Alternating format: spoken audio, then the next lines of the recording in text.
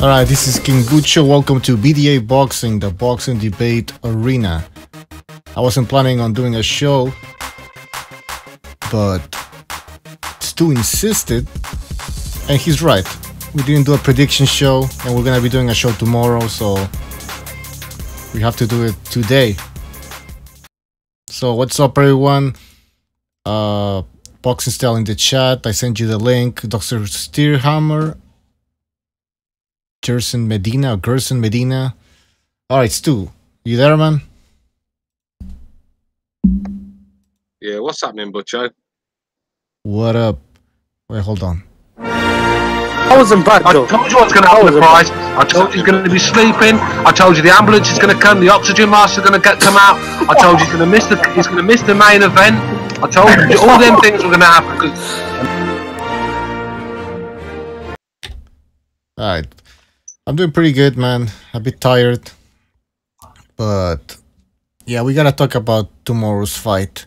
We didn't do a prediction show, and I'm gonna write everything down, all the predictions, so there's no fucking excuses.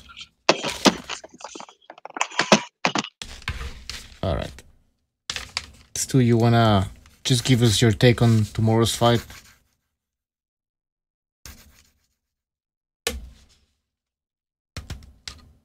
I see. Stu's not there. Let's Yeah. go ahead. Go ahead, man.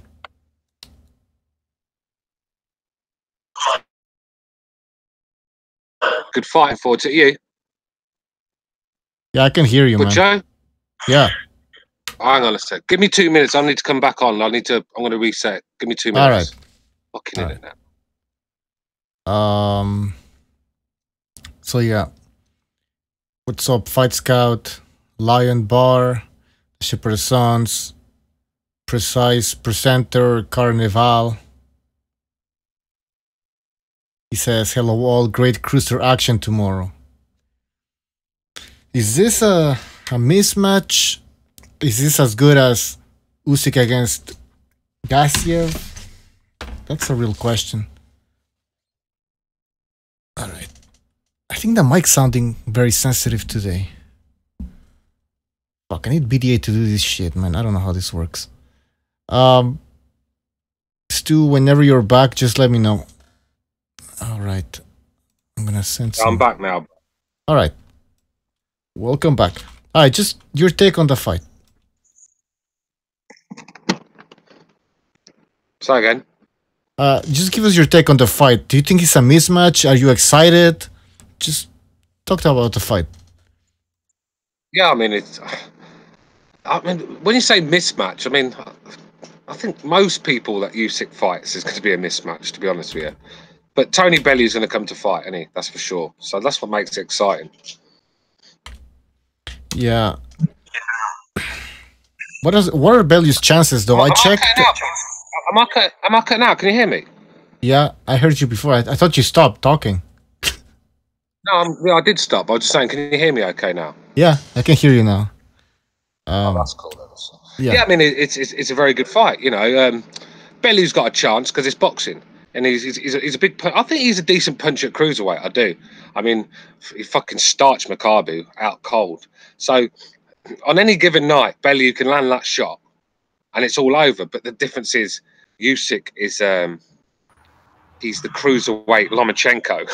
He's not very easy to hit, and he just brings skills in abundance. And I just don't see any way Tony Bellew can win this fight, because Tony Bellew is quite a crafty fighter, and I think that's how he wins a lot of his fights. He's quite crafty and quite smart, but he's not as smart as Usyk. He's not as crafty as Usyk. I mean, when he footwork, not as good as Usyk. Hand speed, not as good as Usyk. I mean, you just go down the list, and Bellew's not ticking any of these boxes where he's better. Maybe the punching power. I think Tony Bellew hits harder than Usyk. That's for sure. And that's his only chance. I mean, I see him in the weigh, and Usyk looks a lot bigger than Bellew as well. So yeah, the punching power. I think Usyk's power is a bit underrated. When he wants to actually hurt you, he can if he hits on his punches. But anyways, He's not Malignaggi, is he? Let's be real. It's No. just, I mean, it's like if you got half decent power and you're hitting someone 300 or 400 times in a fight, it's going to take its toll eventually. I just don't think he's that one punch knockout, but he does everything else special. So it's hard for me to find weaknesses in Usyk's game. I mean, maybe the only weakness I can think of in Usyk is that he gets drawn into wars that he's got no business in, and I think it's a couple of times where he's looked not at his best is where he's been drawn into wars that he didn't really need to get into, and I think that's what Tony Bellew's going to be looking to do. I think try and get Usyk, drag him into a war, and hope that shot lands, because I think that's his only chance. But we've got Precise Presenter on the line, we've got Boxing Style on the line. All right. And so Depending upon how you interpret the data. What's up with all the transvestites in Hollywood, though? Because if you're a postmodernist and you don't have any standards, you're always going to keep moving the goalpost, and you're never going to stick to your own standards because you don't have any standards. What up, guys? Hey, how's it going? What's up? Pretty good. All right, let's start with who got his... Boxing Style got here first. So, your take on Bellew Usyk? I told you this before, man. I know Usyk will beat him, but I see a robbery, a decision robbery. Oh, remember that I told you this about it's in England. Yes, I told you this. I feel like something like that's gonna go down, but I'm hoping it won't go down. I'm hoping it. What's we had up? this discussion. This UK myth where you're guaranteed to get robbed when you come here. No, it's not guaranteed, bro. It's not guaranteed. I just have Bellew, certain fighters like AJ, Bellew's one of them. Yeah, but to do that, bro, the fight has got to be reasonably close where you can make an argument, and I don't think this fight is going to be close. Bellew is not going to be completely outclassed. I'll tell you that much. He has a chance to win at least a few rounds. And they'll make it look like if he gets a chance to give him, let's not pretend that Usyk's never been knocked down before. He has been knocked down. And if he gets a chance to knock him down at least one time, you know how it works. I can understand if it's Anthony Joshua, the cash cow, but it's Bellew. He's got one fight left doing it. He's hardly filling stadiums himself. I mean, Usyk is the future of matchroom boxing, let's be real. I mean, the Joshua fight is around the corner for Usyk. Why the fuck would you want to ruin that for Tony Bellew? I mean, I just don't get it. I'm just playing devil's advocate here, but the theory is that they're protecting Joshua from fighting Usyk because Joshua's the biggest cash cow, and well, if he loses to Usyk, then it's all over. That's what they say, you know. Honestly, stylistic matchup, AJ is a bad matchup for Usyk. But for somebody like Wilder, or maybe even Tyson Fury, not so much. I don't know why. I don't know. Let me just introduce. Look, I say AJ right now beats Wilder, but stylistically, somebody like Usyk would be a problem for AJ, but not so much against somebody like Wilder or Tyson Fury. I don't know why. This is just my personal opinion. Right. It just doesn't look right. Let's just get Precise on the line. Yo, Precise, what's up? And give us your take on the fight. Hey. As far as what was just being discussed, I tend to side with Stu on this one. But I don't really feel like discussing politics at the moment. But I think Stu's got the right idea. Bellew's on his way out. Usyk is a big fight for Joshua. That's when you rob him. If you need to rob Usyk, you rob him against Joshua in a mega fight. As far as the fight, and I'm not saying that that's what's going to happen, but I'm just saying, you save that trump card for then, right? But as far as Bellew, Usyk, yeah, you have to say it's a bit of a mismatch here. Usyk's just so much better in just about every area. Bellew hits harder, but so what? I think Bellew's gonna move and wait for that one perfect shot that he could follow up and or maybe try to get a series of knockdowns, because I don't think he wants to exchange with Usyk or get into not too often anyway, or get into anything that involves too much skill, you know what I mean? Because he's just going to be outclassed. But I think he's going to just take his time, try to make it a boring fight, try to get Usyk to lunge or go after him, and maybe try to catch him with the counter midway late through the fight. I think you're spot on. Can Usyk? I think you're spot on. Anyone who thinks Bellew's going to come forward and start swinging, totally wrong. Bellew can be very boring to watch, very negative, and I think that's the game plan. I think precisely spot on. I don't think he's going to come forward at Usyk because he's going to get box circles round. So he's going to make it boring. He's going to make it boring. And he's going to try and counter Usyk when he comes in. I think that's his only chance. So I agree with that one. Can Usyk knock out or stop Tony Bellew? Yes, but I wouldn't put any money on it. I'm not sure. I'm not sure about that. Bellew. I mean, say we like about David Haye being useless because he was fucking ridiculously bad, but you still got a bit of whack behind your punches. Even when you're finished, you can still hit hard. Look at George Foreman. I mean, the guy was a fucking robot, 50-year-old robot, just circling the ring, but he was knocking people out when he landed, and he was 50-year-old. Heavyweights. I still think you keep your power. It's just your technique and your speed and your rhythm goes, and that's why the KOs don't come as much. But I think he swallowed David Haye's shot, and he got hit clean by Haye a few times. So I just don't see Usyk stopping him with one shot. It could be like an accumulation of punches, where Bellew's just getting Bellew does have the punching power to knock out Usyk, but the thing is, Bellew doesn't hit as hard as Gassiev, in my opinion. And Gassiev cracked him a couple of times, which I was shocked. Like, he cracked real good, and Usyk just took it, like, shook it off after like 3 seconds. I don't think I could be wrong, but I don't think Bellew hits as hard as Gassiev does. Not by a long shot. I don't think so. But I could be wrong, man. I mean, but then again, he beat the shit out of Haye, but Haye was washed up, so you can't say anything about that. You really can't. I can't really judge his power. So I'm gonna say for now, I'm gonna say Gassiev might have more power. I think a lot of people give Bellew stick for not stopping David Haye properly in the first one for it took him 10, 11 rounds, but David Haye's got quite a good chin. I mean, say the guy got fucking hit clean by Vladimir Klitschko with a right hand, and he ran into it as well. And it nearly took him off his fucking feet, but he ended up staying on his feet. And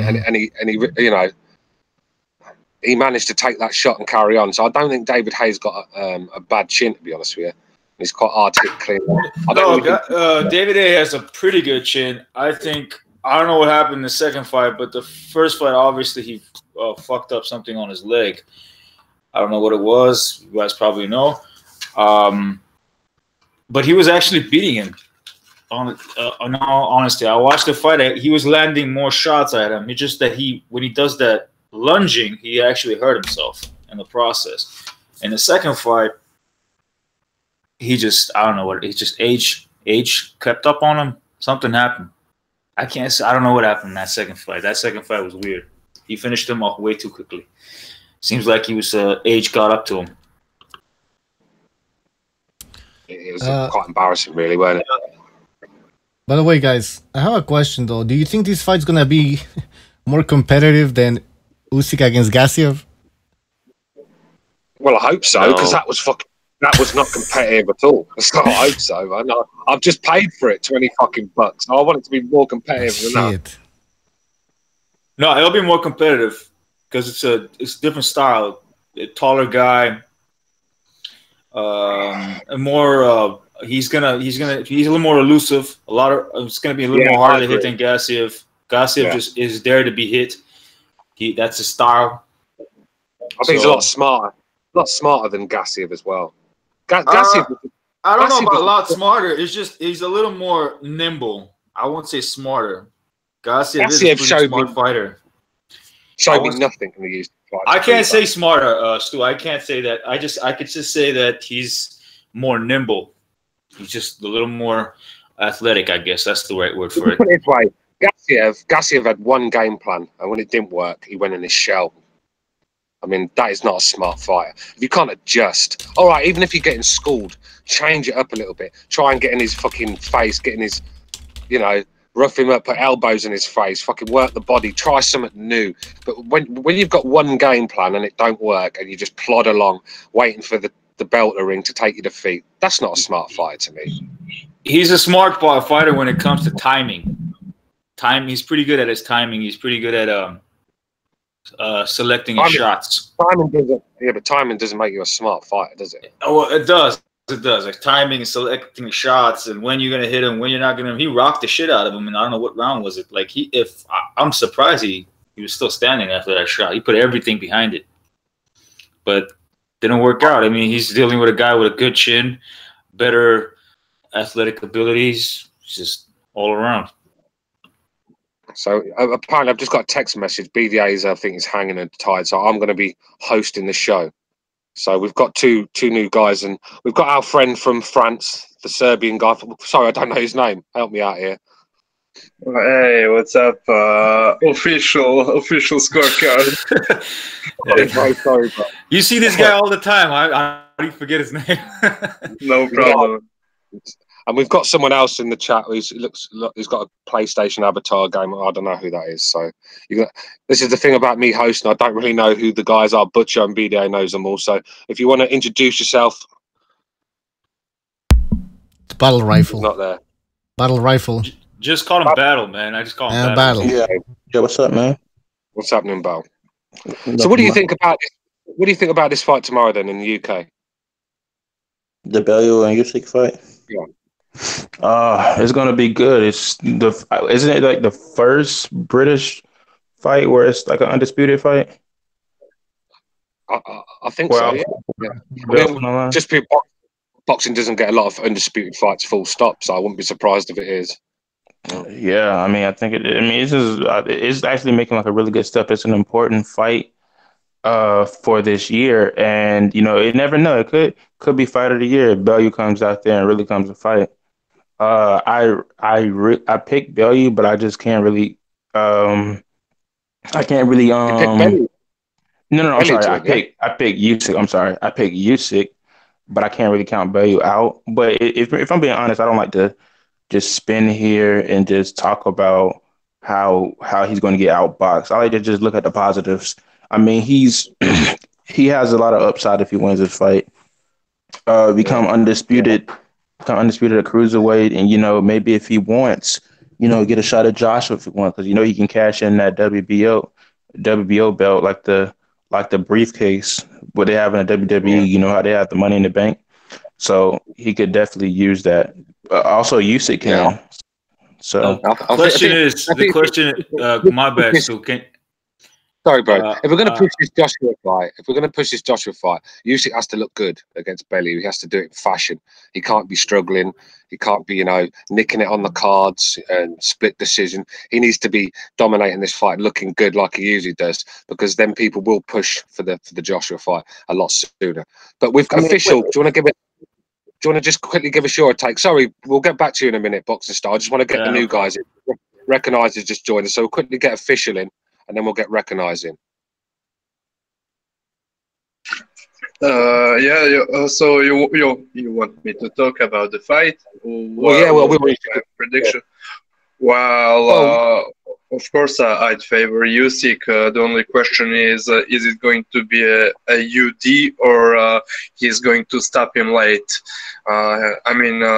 Everybody knows he's not a big puncher. At least he doesn't sit on his punches, but I see him stopping Bellew late probably, but I'm not so sure about it. But I wanted to say say a word about another fight, Glowacki and Vlasov. I just wanted to say that I saw a lot of Americans bigging up Glowacki because they saw him against Hook. But I think Vlasov is going to knock him out late in the fight, and Glowacki has been looking terrible in a couple of last fights. But to come back, sorry for that. But if you want to talk about Usyk, well, we'll we will get onto the Glowacki fight. I just want to get everyone's take on this fight first because we've got Recognize in the house. Sorry. He's want to give his opinion, but we will get onto the Glowacki fight. Do you know what I mean? We will do. But Recognize. Do you want to get involved, bro? What's up, guys? Yeah, up, sure, definitely, man. Yeah, I see. Obviously, I'm guessing everybody's going with Usyk. I'm going to go with him as well. I see Usyk. He can win this fight pretty easy. Bellew's basically a pretty good counterpuncher, right? And I don't think Usyk is going to give him much opportunities to do that. I think he's too smart for that. Boxes him from the outside, steps in and out punches him when he feels that he could, and more than likely frustrates Bellew. And I think I see him stopping Bellew. I agree with you guys that if they're gonna push the Anthony Joshua fight, I think he's got to win in impressive fashion. Whether if it's a UD, it goes all 12 rounds. You know, he dominates him, he clearly beats him, or obviously a stoppage. I see this fight kind of playing out the way he beat Marco Huck in the tournament. I see him beating him in that kind of fashion. Yeah. I think he did wonderful things, simple things in that fight, if you go back to it. And I see more or less him doing the same thing and possibly beating him in that same type of fashion. Yeah, I mean, like I said, we're all picking Usyk in this one. It's just very hard for us to pick Tony Bellew. I mean, as much as he's dangerous and, you know, he does have attributes, some good attributes. I just don't think he has enough to beat Usyk. I just want to quickly get onto a topic, and I'm going to ask Precise first on this one. Do you think Andre Ward's waiting for Usyk to come out of this division before he comes back? No, and I would say Usyk is probably not interested in Andre Ward. He's got bigger fish to fry. At least, I hope so. Yeah, because I was just thinking well, where's Ward? When you know, all these cruiserweights, you know, the talented cruiserweights who've had some great fights lately. Ward's talking about coming back at cruiserweight, but yet it's silence.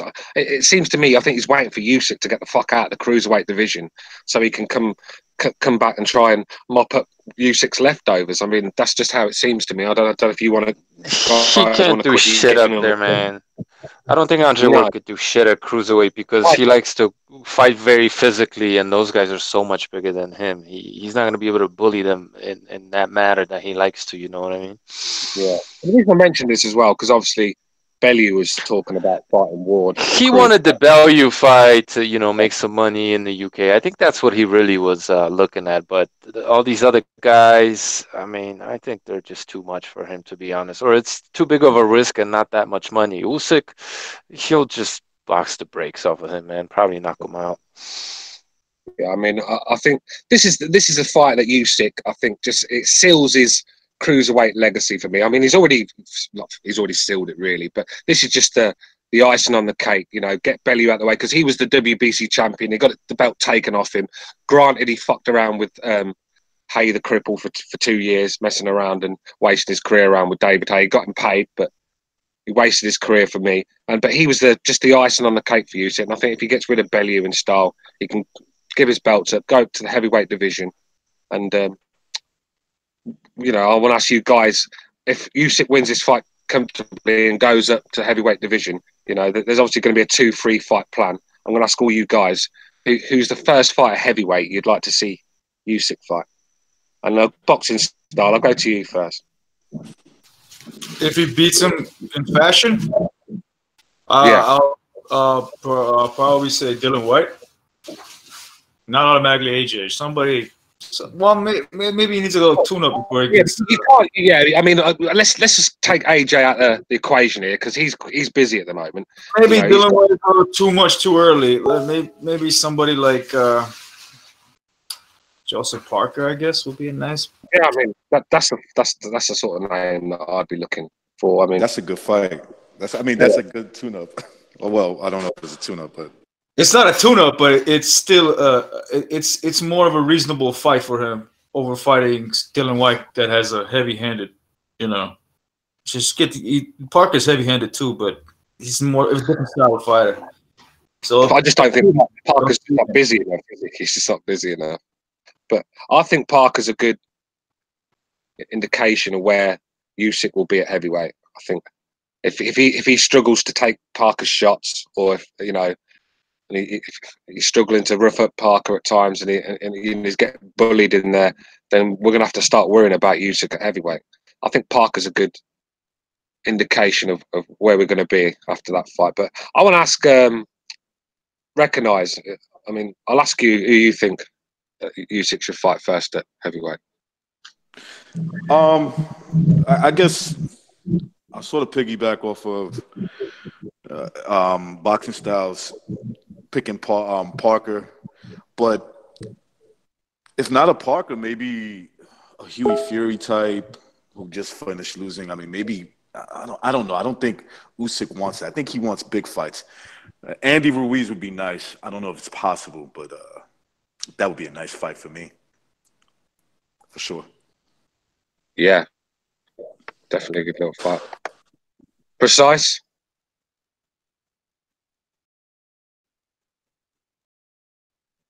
Precise. Sorry, I was a little falling asleep here. Anyway, who should he fight at heavyweight? Well, yeah. What do you guys think about Daniel Dubois? what Frank's gonna let that happen? Come on now. No, I think no. I was just joking around because I was seeing some British fanboys saying how Daniel Dubois would destroy Usyk. So I'm just messing about. But I think this might not work for Joe Joyce, but it would. There's a story there, you know. He's a big, strong guy. I'd imagine that's how Joshua would fight him, coming forward, trying to get at him. So I think that fight would make a lot of sense. But I'm not sure about what. Didn't Usyk stop Joe Joyce in a round in the amateurs though? What I know in the WB World Boxing Series, whatever it's called, in that semi-amateur, he didn't stop him, but he won a pretty wide decision, I thought. Yeah. Oh, well, outboxed him. Yeah, I've seen a lot of comments. I didn't watch the fight, but I've seen a lot of comments where people said that Usyk stopped him, or did he drop him in the first? I'm not. Maybe if they fought in the amateurs, but I didn't see that fight, so I can't speak on it. But in the World Series of Boxing, he just outboxed him. Yeah, that's a good fight. I like that fight. Joe Joyce, because Joe Joyce has got to move on, innit? You can't keep fucking fighting bums until you're like 35, and then what? You're going to be like Luis Ortiz. The time you get a title shot, you're going to be 50 and have fucking blood pressure. Do you know what I mean? Yeah. You need to get the fuck. You know, Joe Joyce has had hundreds of amateur fights. He shouldn't need to be fighting chumps. He needs to be moving on. He should go and fight try and get in the Pulev fight or something like that, even. Do you know what I mean? Or Usyk takes Brazil, Izu, you know. Yeah, I like that. I don't think these guys want to fight him, to be honest with you. I mean, nobody wants to really give him a chance. I think that's the problem. I think he's willing to fight anybody because, like you say, he got no time left to dick around. Yeah, I mean, people are saying, people in the chat saying Luis Ortiz. I mean, I like that fight, Luis Ortiz Usyk. I think that's a great fight. But you got to think about preparing for Joshua. Luis Ortiz, it just doesn't make sense because it'd be a good fight, don't get me wrong, but not only is he a southpaw, Joshua ain't, a completely different style. There's no money there. What's the point of that? You know what I mean? You want to prepare for Joshua. You want to fight big guys that are aggressive and maybe have some punching power. If not the first guy, maybe the second guy, because Joshua might be tied up with Wilder. I don't know. We'll see. Don't mean to open up a can of worms there. You know what I mean? But we'll see. Yeah. But I do like the idea of Joyce Usyk. I mean, I don't expect Usyk to go in there with Dillian White or something like that straight away, or Wilder or Joshua. I'd like to see him get 2 or 3 fights to just get used to the weight difference and the size and the pace of the pace and everything. You know, it's just getting the rhythm right, and then that all helps. I personally wouldn't want to see Joe Joyce again, man. I saw the Joe Joyce fight. I mean, it'll be interesting. It'll be for a boxing fan. I would like to watch it, but as a fan, as like, you know, a casual and a boxing fan at the same time, I guess I would prefer a fight with somebody like Parker or somebody like Ortiz. Like somebody said, I don't know who said Ortiz. Yeah. Ortiz is slow, bro. Or he'll be boxing his head off like easy, and he'll get comfortable with it. He's very slow. Why would he fight a guy coming off a loss, man? It's not a good look, in my opinion. Ortiz up like crazy, so it'd be like, oh, did you see what he did to Ortiz? You know, that's what would happen. His name. I think Usyk is gonna go for that, man. I don't think Usyk is down for. I mean, I could be wrong. The guy's down for anything, bro. You see his crazy eyes.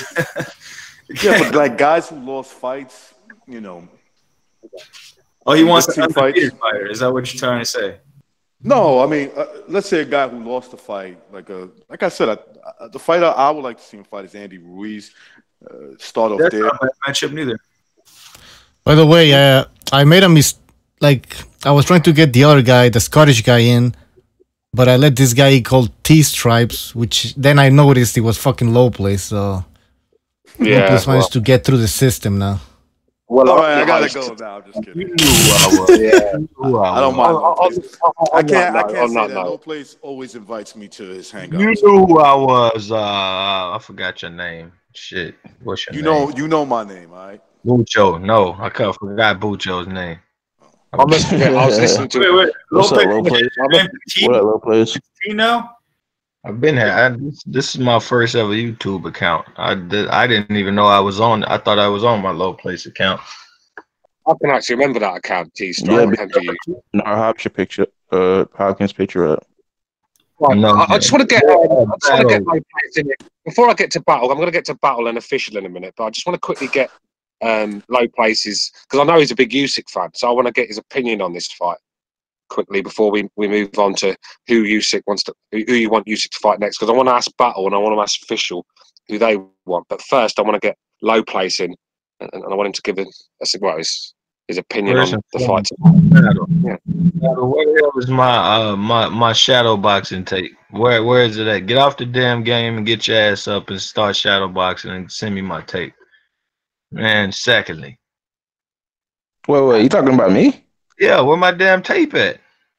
Yeah, you think we forgot? Get your ass up and make the damn tape. We want to see all this shit you was talking about with your shadow boxing. Can you leave your dating arrangements for another time? I want to get your opinion on that.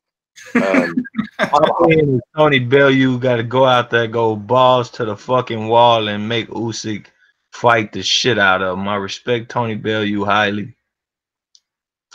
A lot of people don't. They hate. They don't support his accomplishments. They suck my dick for all I care. But I think he's a damn good fighter. I think he got a lot of heart, willing to do a lot of shit that a lot of other people ain't willing to do. Picked him over David Haye the first fight, unlike most. And he ain't proved me right. I ain't picking him today, but if he do kick his ass, good on him. I don't think he's gonna. Matter of fact, fuck it. I want to just pick Tony fucking Bellew for some reason. I want him to walk up and do some shit that nobody said he could do. I want the underdog story to be huge, to be just amazing. Usyk ain't feared or nothing like that, but he just damn good. Yeah, just damn fucking good. But at the end of the day, Tony Bellew could be fighting for something bigger than what most people know. So don't go looking to counter punch. Don't go looking to see if Usyk could walk onto you like he did Bradis just because he want to make the fight fun type shit. And you can get little shots off on him. See if you can hurt him. Maybe you can. Fuck all the maybe shit. Fuck all the maybe shit. We had enough maybe shit when it was like maybe they're going to fight. Maybe they not. Walk up on him and try to take the rest of his. He got big ass gap. Try to make another gap. Hold up on him. Hey, anybody who thinks that fight, Bellew's not gonna go after him, you're down. No. It's a possible. Bellew's been talking about. I just want to see if I can do it. I want to know if I'm good enough. That's not what I want to hear. Like, cause that makes me feel like you're gonna go in there, respect and trying to think and see if you can do the way he does it, and you want to see if you can emulate and be like, fuck all that shit, Maidana Floyd type shit. Whatever go, you the underdog, dirty as fuck. Nobody is here to see. Nobody gave you a shot. Usyk ain't supposed to lose to you at all. I would be in that bitch going balls to the wall, emptying the clip every which and way till I'm on the floor asleep. That's what Tony Bellew do. And I don't give a fuck win or lose. I support that.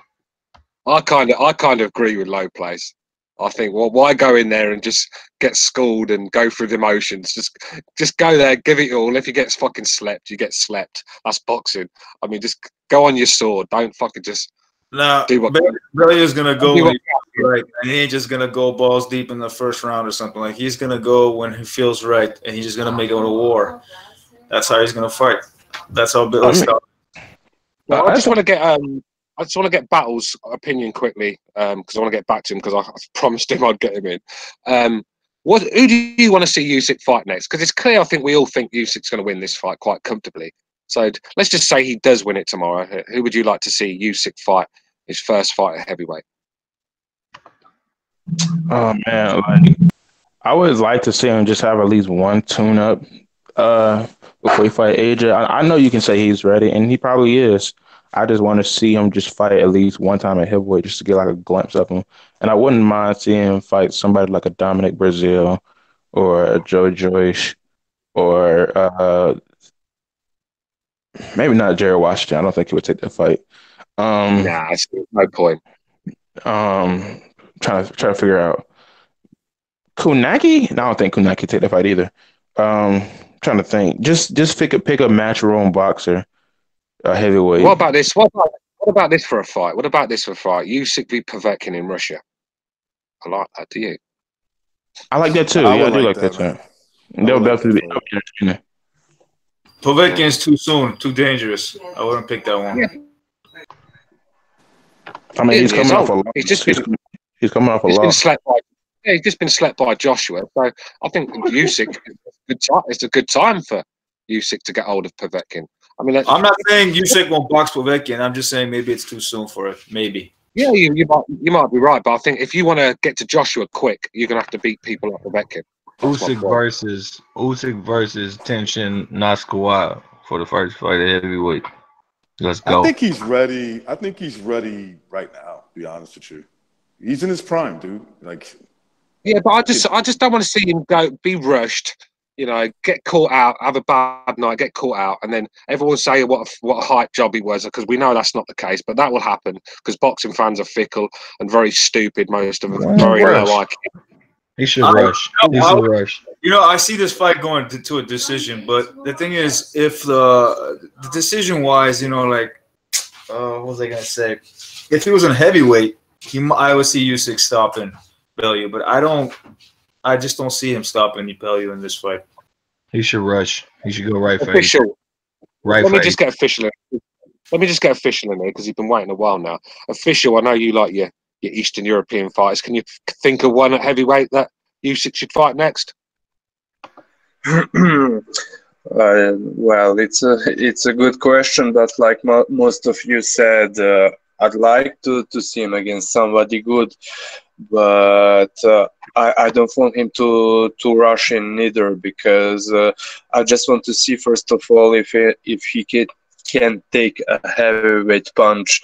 So on a paper, a fight against Povetkin looks great, but and I think he can show against Povetkin his footwork and all his skills, but I'd be very worried to see him in his first heavyweight fight against Povetkin, because despite his knockout record, he's a huge puncher, and that left hook is a dynamite, and he's overhand right as well. So yeah, maybe like few of you guys said against Parker, who's a great skill guy. I mean, very well skilled heavyweight, good counter puncher, has a nice footwork, but doesn't have such a huge punch. But if you want to, how do I say this? If you want me to give you a realistic opponent for his heavyweight debut, it surely is going either it's going either be some of Hearn fighters or someone that Hearn fighters fought, like I don't know, for example, who was that, Adamek or Martin, Charles Martin, or I don't know who. I don't think anyone on this planet, the universe even, will be calling for that fight. I mean, Charles Martin. I know what you mean, and I agree. But I was saying just only like the very first heavyweight fight. Of course, I'd love to see him against way better fighters than the level of Charles Martin. But I would not be bothered if the first fight was an easy touch. That's all I'm saying. Put him in there, Pulev. Sorry, go and recognise. Pulev. Yeah, I like that's a good fight. Pulev, right? Like, yeah, it's not bad. Pick it up. If we don't want to see, excuse me, if we don't want to see him like fight guys that, you know, have been at the very mediocre level and coming off losses, devastating losses. I'm saying, although I wouldn't considered Povetkin mediocre, although he might be falling off at this point of his career. But you know, if a Pulev fight could for me it's Andy Ruiz. That's the fight I would like to see him in. But if maybe not Andy Ruiz, I don't know. I mean, Pulev, if it's possible. Do they have a relationship? Have they ever? Has Eddie Hearn ever done business with Pulev? I'm not too sure. Yeah, no, I think. No. Why not rush? Why not rush? If everybody's saying you want to see him versus a heavyweight puncher, you seeing him versus I will put him that's knocked out a heavyweight. He's in there with a heavyweight puncher already. Why go? What's the point in not going right for the gold? What you going? I think he's ready now. I think he's ready now. That's what I said. I think he's ready. He's in there. If he can take Tony Bellew's punch, he can take Gassier's punch. He's fucking in there. What? If you talk about Jason Parker for what? He don't hit harder than them. He can also take Joyce's punch. Eddie Hearn he's a master promoter. He is not going to just get Usyk and shove him straight in there with Joshua without not building this guy up more, not putting him on more cards. Building his name. That's what he does to fighters. He builds them. Look what he's done to Dillian Whyte. That guy should never, in a million years, be a pound for a pay-per-view fighter. He does everything horrible. He's balanced. And he just got better. You suck back in the day. Dillian Whyte is the shit. Top 5 heavy. He's tough. He's tough as nails, and he can punch. He's strong. He's got heart of a lion. He's got a will to win, and he's tough. But when you break down his boxing skills, dreadful. He got good timing. He got good timing. Balance always has his range. It hasn't worked hard to turn his punches. He's throws on. If you want to be clear, I know heavyweight is not what it used to be, but he probably has one of the best jobs in heavyweight division. Dillian Whyte. He's got long arms. He's got long arms, and he comes from. It's very unorthodox. I think it's not that it's a great jab. It's just unorthodox. That's why it lands. But his punching technique. I'm surprised no one's grabbed hold of him and taught him how to punch properly. Don't get me wrong. He hits hard. That left hook he hit Parker with was beautiful.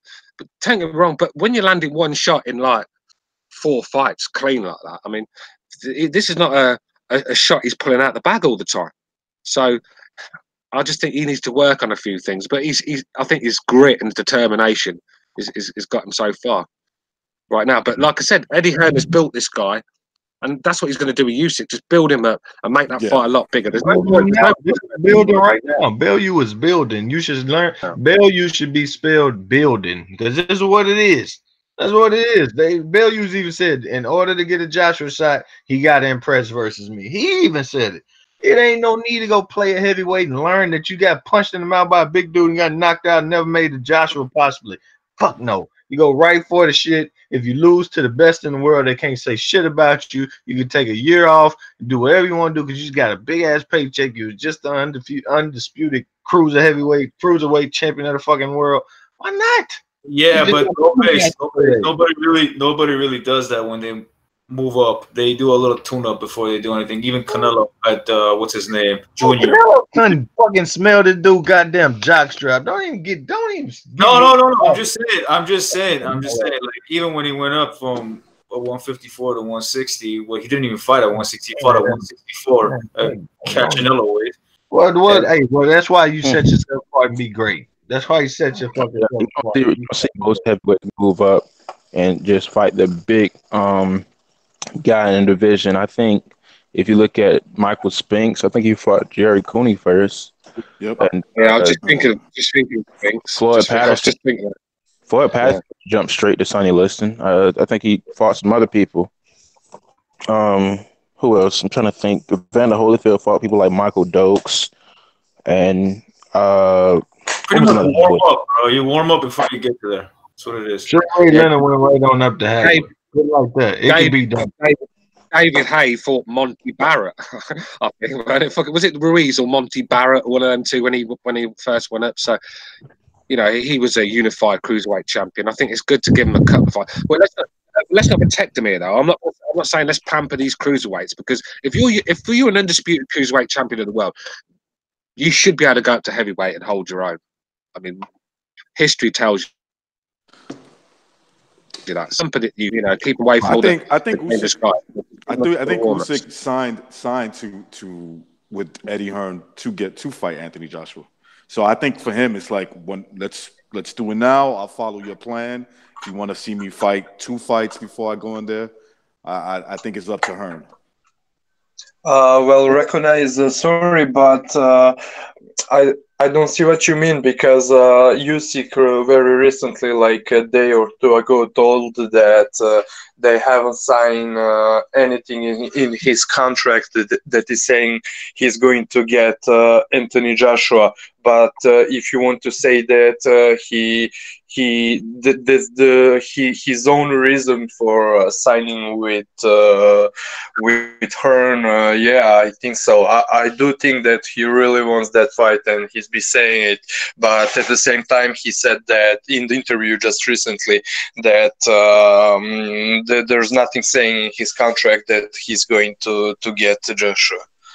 Why would he already have that in his contract? He still has to prove himself at heavyweight. It's like this could be so many fights ahead of time. It's kind of it wouldn't be smart of Eddie Hearn to promise him that fight if, you know, Usyk could get beat, basically. You know what I mean? What if Boxing Star, 1 sec, precise. I'm just gonna quickly pop out and get a drink. Do you want to take over for me? Yeah, sure. All right, go ahead, Boxing Style. What were you gonna say, bro? I was gonna say, what if Bellew wins the fight? What happens then? I mean, yeah, we see Usyk going up, but is he gonna be as entertaining? Is it gonna be as more interesting?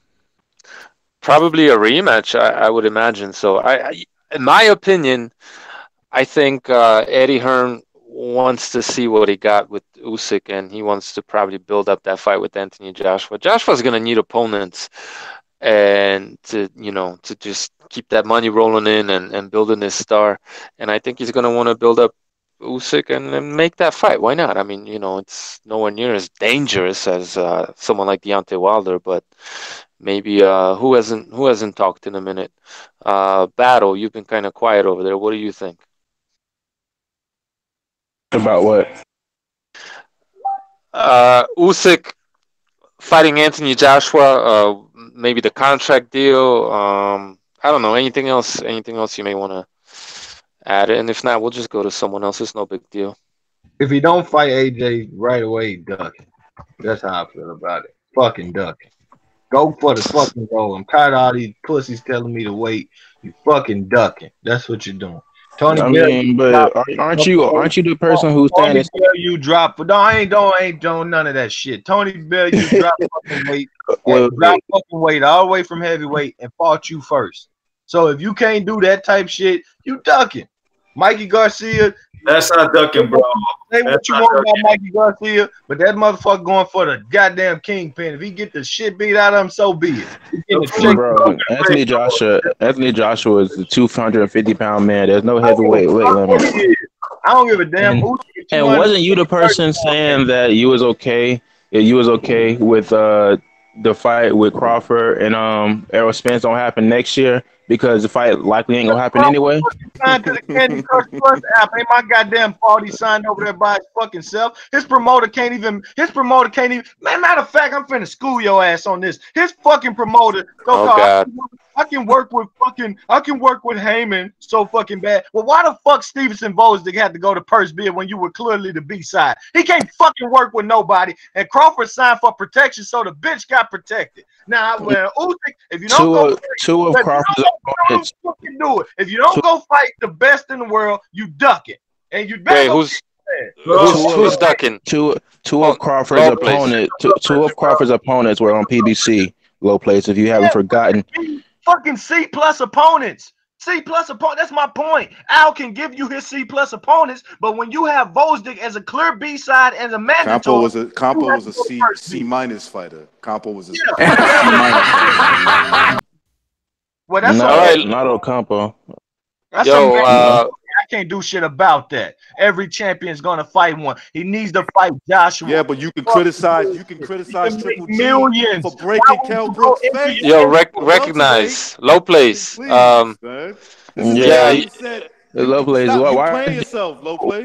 You start a little emotional there. I think you made your point, bro. Most people will probably disagree, but hold up, guys. We got somebody new on the line. I don't know who this is, but it's a AA Kermit the Frog. So introduce yourself. Alcohol Anonymous. Who's this? Abstract. I think is that Abstract Boxing? No, there's AA Boxing and Blunts. It's Alcohol Anonymous, bro. All good, man. All good. I know this guy's been honestly give Tony Bellew any chance against Usyk. Would anybody? I don't understand what anybody can base it. David Haye got a chance because David Haye was injured, but Usyk's an elite boxer, and Tony Bellew's a fat overweight scouser. Pretty much. Like Usyk's got 11 I take it you're not giving him a chance. 15 fights, and he's really fought decent caliber opponents pretty much all the time. And Tony Bellew's knocked out, I think he's knocked out 20 out of 31 opponents. He's not even a power puncher. He fought Cleverly twice and never knocked him out. But Nathan Cleverly, he's only been stopped twice in his career, and that's by. Usyk's never been stopped. Who's never been stopped.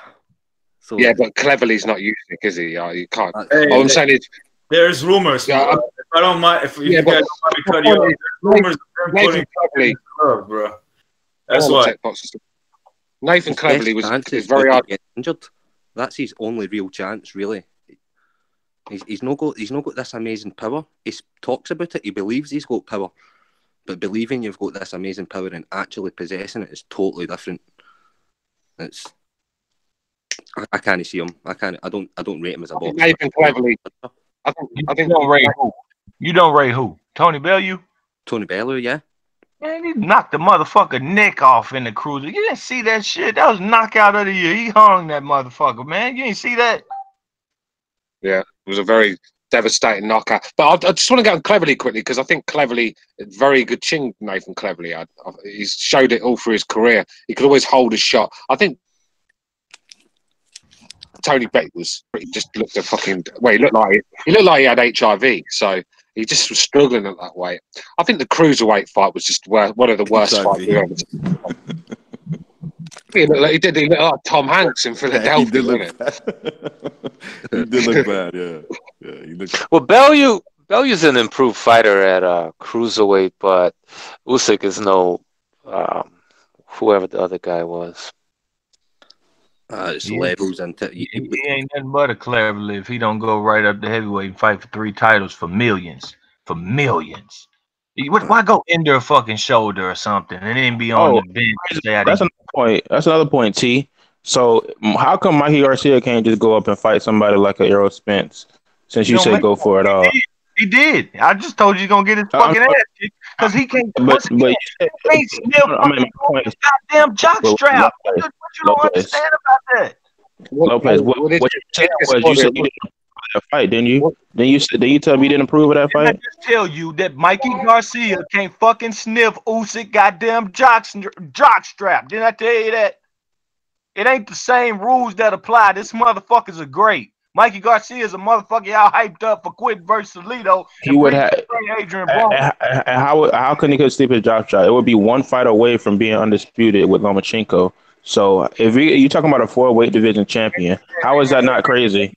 The guy that Doug Gamboa left fucking 3 years for his career, been a bitch, and you just love him to death, so you hype him up. I don't give a fuck about what he called. He beat Robert Easter Jr. Didn't even stop him. Don't come on here with that shit, man. Stop him and get the Terrence Crawford. Terrence Crawford moved up like 3, and he was undisputed at 140. So he came up and about to fight people. He's the fight Errol Spence. Fucking Joshua for 3 titles and millions. Don't go break a hand. Don't go fucking injure a foot, give turf toe or some shit, and then sit on the fucking fence. Go fight him. If you lose, all you have to say is I lost to the best in the world and I made millions. In the story. Okay, so I think somebody peed in your. I think somebody peed in your cereal, Lopez. I just saw so much emotion. Like Kell Brook, on low place. Kell Brook was an undisputed champion that proved nobody could touch him at the fucking weight. Hey, Lopez, did you have any problems with Andre Ward having 2 tune-up fights before he fought Kovalev? I don't give a fuck what Andre Ward done. I'm just saying, did you have no problem with that shit?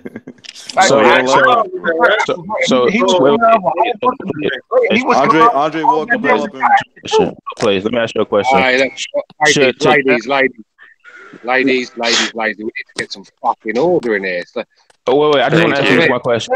The man want to be great. Why do you want to be greatness? Why are you scared of low price. Hey, wait. You know what's funny? You know what video should have been posted when Terrence Crawford moved up? He should have fought Keith Thurman instead because Keith Thurman sure shit should have. Fuck him, he didn't. Yeah, fuck but him. Usyk, nobody else. And well, if you yell loud enough and talk over people, then maybe they'll agree with you. That's what I'm saying, man. Why are you yelling? I mean, he got like I just had like this bias against Usyk or these other fighters. You scared of his greatness is what it sounds like. No, didn't I say he was probably the only person who could outbox Wilder and beat the top heavyweights? Didn't I say that? I've been saying that. Go do it.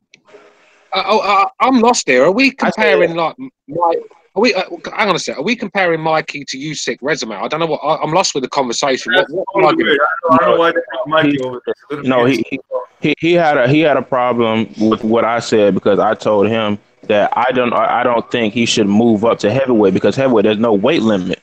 There's no weight limit. He fighting a 250-pound man, so I'm fine with him fighting at least one fight. So he can. Yeah, of course. I agree with you. I mean, low placed. He's not messing around. He wants Usyk to go straight to Joshua without a warm up. Anything. I don't agree with that. I think we have to keep the balance. You can't. I mean, to be honest, sorry to interrupt.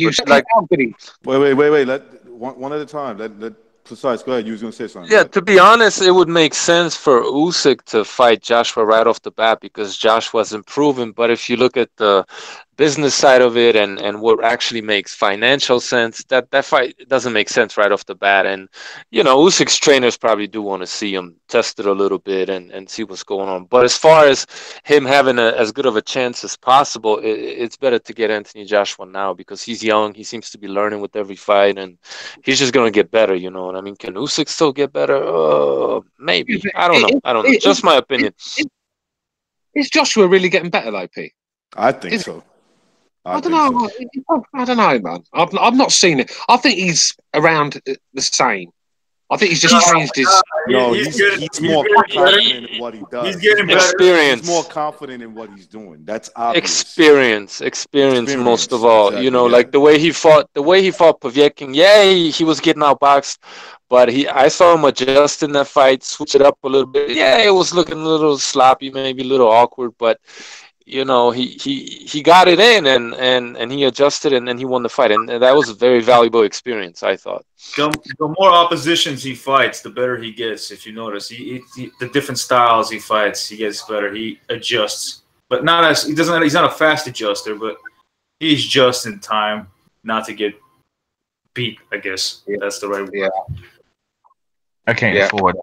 I mean, when you look at Usyk though, he's just a perfect build for a heavyweight. I don't like to see heavyweights full of muscle, 6'5", 6'6", like Joshua, blowing after 5 or 6 rounds because muscle burns oxygen. We all know that, and I just don't like to see fighters with too much muscle walking in like fucking Clubber Lang. Is not going to win your fights, and Usyk has just got a perfect build. He's slimming down. He's slimming down. If you notice, Joshua. Yes, I agree. Joshua is slimming down. I think that could be to do with a PED test more than wanting to. Slim. Yeah. But what I'm saying is, I think he's probably starting to realize that maybe it's time for him to slim down a little bit because of what you said. When you're really muscled up like that, it does take a lot of oxygen out of it. It takes too much movement, unnecessary movement too. If you're going to be an agile fighter. If Joshua sees this man beat up on his friend, see this guy beat up on his friend, and he don't do shit about it, and he don't tell him, I want you next, he gonna be at the event, see him beat up on his friend possibly, he don't do shit about it. God damn it, he ducking too. Fuck all this next year, all this bullshit. I want to see they grown ass big ass men. I just want to change it up quickly. I was watching a documentary about Tommy Morrison, and this guy, right? He got AIDS in 1989, I reckon, HIV.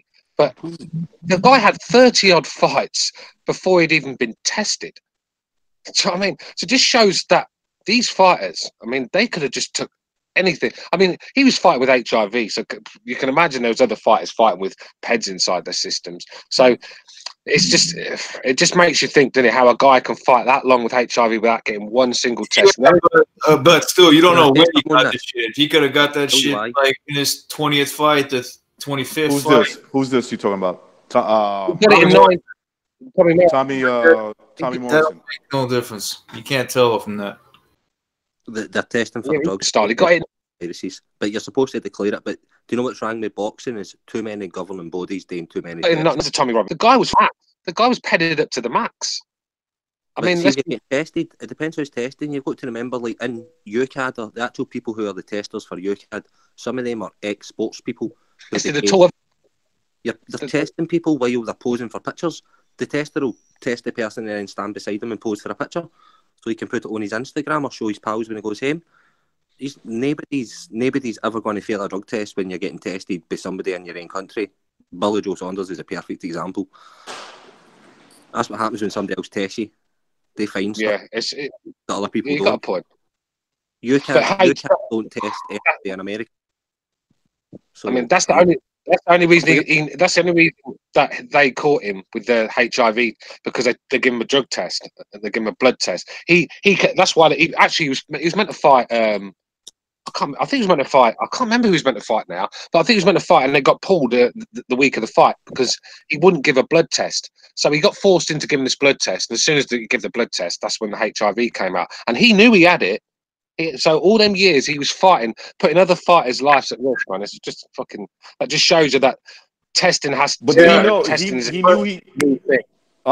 Stu, you knew you know for sure that he knew he had it, because there's some people that are afraid. I could speak on this a little bit. I'm not HIV positive, by the way, but for a long time I avoided getting tested because I was afraid of what the results might say, you know.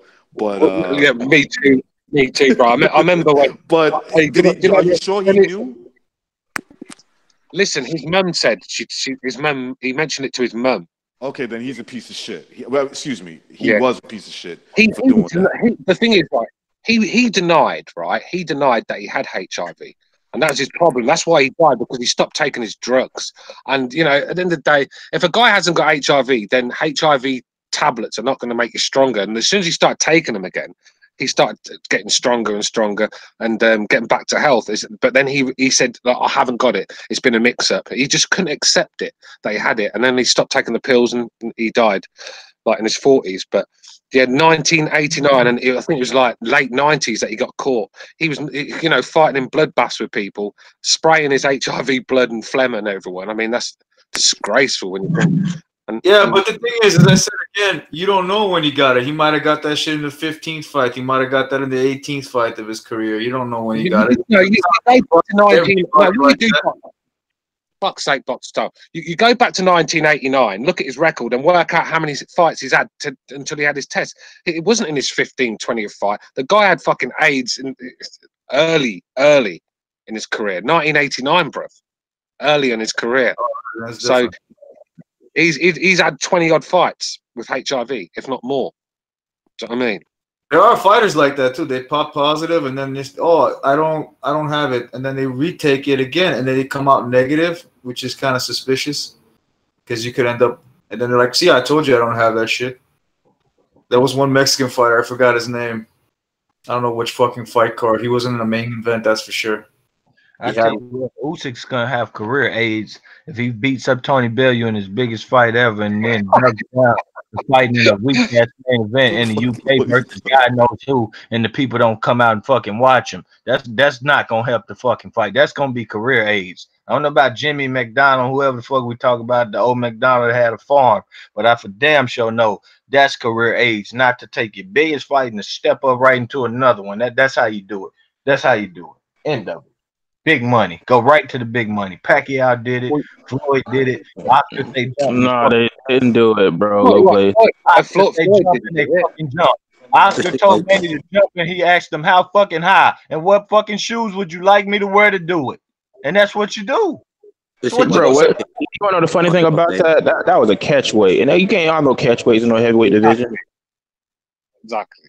Who had a catchweight fight at the heavyweight division? Oscar De La Hoya was catchweight. Rehydration clause. Wasn't no damn catchweight. What fight are you guys talking about? Remember, anyway, he would make a catchweight. It was a catchweight. What fight y'all talking about? De La Hoya Pacquiao. Oh, maybe that wasn't a catch. Maybe it was. Maybe it wasn't. But I know it was not. De La Hoya played it. He played it wrong. Listen, you got to listen. To be honest, you got to listen to what. Can I just say this real quick, Battle? De La Hoya said after the fight, he made a mistake, according to himself, with the rehydration, meaning he chose only to gain 2 pounds after the weigh-in. He came in at 145, and he only weighed 147. He thought he could match speed with Pacquiao. He said it clear as day, man. I mean, anybody could just look that shit up. You can't really believe a lot of these rehydration weights because they weigh them the morning of the fight and they still got like 12 hours, 12 hours before the fight happens, actually, maybe 8, whatever. But it's a choice he made, you know what I mean? What are you gonna do? Right. He was nervous about the Pacquiao fight because Pacquiao had tremendous speed, and he thought that at 35 and haven't really weighed that low in a long time, he thought that would play into when he was younger and he could match speed with most welterweights, and he made a mistake. Hydration clause, though, I think it's robbing the boxing fans because you're getting fighters at 60% in the ring. You're not getting them at their best. I mean, they struggle for months on end. Stu, I don't think there was a rehydration clause. I'm sorry to break it. There was no rehydration clause. There was no rehydration clause in the De La Hoya fight. Pacquiao can't beat De La Hoya. Come on, man. He wasn't even the A side back then. Yeah, it wasn't none of that shit. But at the end of the day, I'm just talking in general. Hang on a sec, let me finish it. I was just talking in general with the hydration clause. You're getting these fighters asking, like Khan's asking for it from Brook. I mean, these guys are making weight for 3 months at a time, you know, belly eating, looking like zombies, killing themselves. And then when they make the weight, then we go and drain them again. No, you can't eat tonight. I know you've got to do 12 rounds in a big fight tomorrow, but no, you can't eat tonight. You can only have a glass of water. I mean, it's fucking ridiculous. Once they make the weight, if they blow up 25, 30 pounds, they'd be fucking idiot. That's how it goes. What if Pacquiao said, I don't want to test the waters and go in there and fucking break his hand, break his foot? You wouldn't have the Pacquiao you had today. Stop fucking waiting. You know, you're so fucking comfortable waiting. Nobody don't got a fucking ACL no more. This sport ain't friendly. It's a Lopez. What crew went up and fought the champion at at heavyweight. I want to. It ain't been done. Exactly. So why do you think that's gonna happen? You told before I did it.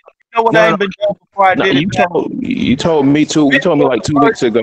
Lopez. Let Battle finish. Hey, Lopez, let me tell you. We're not getting. You told me 2 weeks ago. Low place. Hang on a sec, Battle. Low place, please, bro. We've got people listening, and all I can hear is your fucking racket in the background. Let him go, and then you can go. Let him talk, and then you can go afterwards. Fuck science, bro. Okay, well, low place. You know, I'm gonna let you speak, but you said that you remember I talked to you 2 weeks ago. You said that I don't know why people think that Terrence Crawford fight was having a discussion with Terrence Crawford and Errol Spence. You said I don't know why you think that fight was gonna happen like people said it was, because if you think that fight was gonna happen between the period that they told you it was gonna happen, that you haven't been watching boxing long, then why would I think that he would go straight for the money when it comes to Anthony Joshua? Because I don't see boxers actually doing that. But you can go ahead.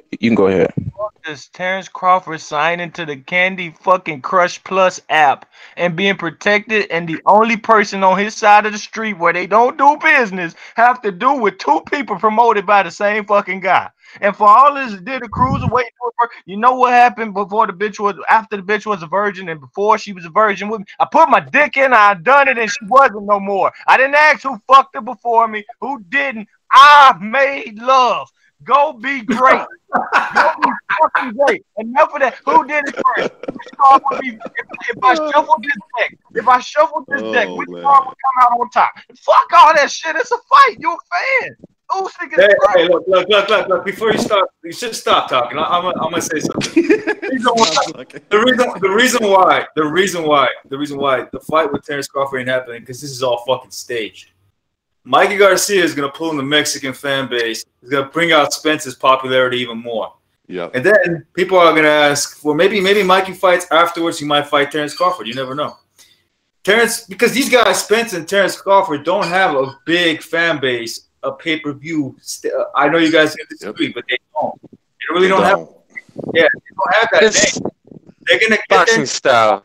And he said, it's the same story over and over and over. It's like these guys wait till they really want. This is potentially a very, very big fight in the division, so they're going to wait out and maximize their potential, try to make as much money as possible. This shit happens all the time. You still need a name on your record to popularize. Yeah, but that's what he means. They're gonna wait it out. This is just all. Look, I already know the waiting out. I hear all kind of rumors. I hear all kind of rumors about, when you listen to fucking YouTube, there was somebody saying that, Terrence signed over there because he's scared. Then I heard that people in Errol Spence camp are not confident that he can beat Terrence Crawford. So it's like, look, man, I don't know which one is true. I don't even give a fuck. The truth is that these guys are going to wait it out like most top fighters do today to have a buzz to see how much money they can make in the end. That's it. I don't mean no disrespect. Look, let me just say this, please. I mean no disrespect to anybody, but people who get into all this hype and start talking all this ducking and this and that, they don't really understand what's going on. They're just a bunch of noobs, man. I'm just tired of all this, like, who ducking who, this and that. Man, they're just playing the game, trying to make as much money as possible. Terrence not ducking Spence. Spence not ducking Terrence, man. It's just like Pacquiao Mayweather. It's the same shit. Pretty much. These guys are not afraid of each other. Like, they're professional boxers. They're elite fighters. Why would they be afraid of each other? What the fuck does Errol Spence or Terrence Crawford do so special that they would be so scared? Like, oh my God, he's gonna hit me, and I'm never gonna wake up again. Yeah, but that's why we need an organization in boxing, like FIFA in football, where Barcelona are not gonna. I know, but Barcelona can't avoid Man United and call themselves the best in Europe. Just an example. These guys have to play the best. They have to beat the best to win it. In boxing, you can be classed as the best and have 30 bums on your record. I mean, It just doesn't happen in any other sport. You have to go and beat the best to be number one, to be the world champion, but not boxing. Look at the world champions we've got. You go and box right now and look at some of these world champions and look how they won this title. Vacant titles against ranked 10 chumps. Do you know what I mean? It's just these guys are winning their belts like the good old days, should we say? I hate mentioning the good old days, but it's true. Back then, they were real champions, but they're not anymore. So we need organization there was that no tells politics. everybody the way to fight. Organization to tell everybody the way to fight and 2 more fights. I definitely don't want that damn organization. I want the organization to say go for the damn go. We can hate on Canelo. I mean, you can't. Excuse me. You can't support Canelo or be pissed at Canelo fighting Rocky Fielding and not fighting the best in the division, and then support Usyk going in fighting the fucking Rocky Fielding. I just can't do it. It don't make sense.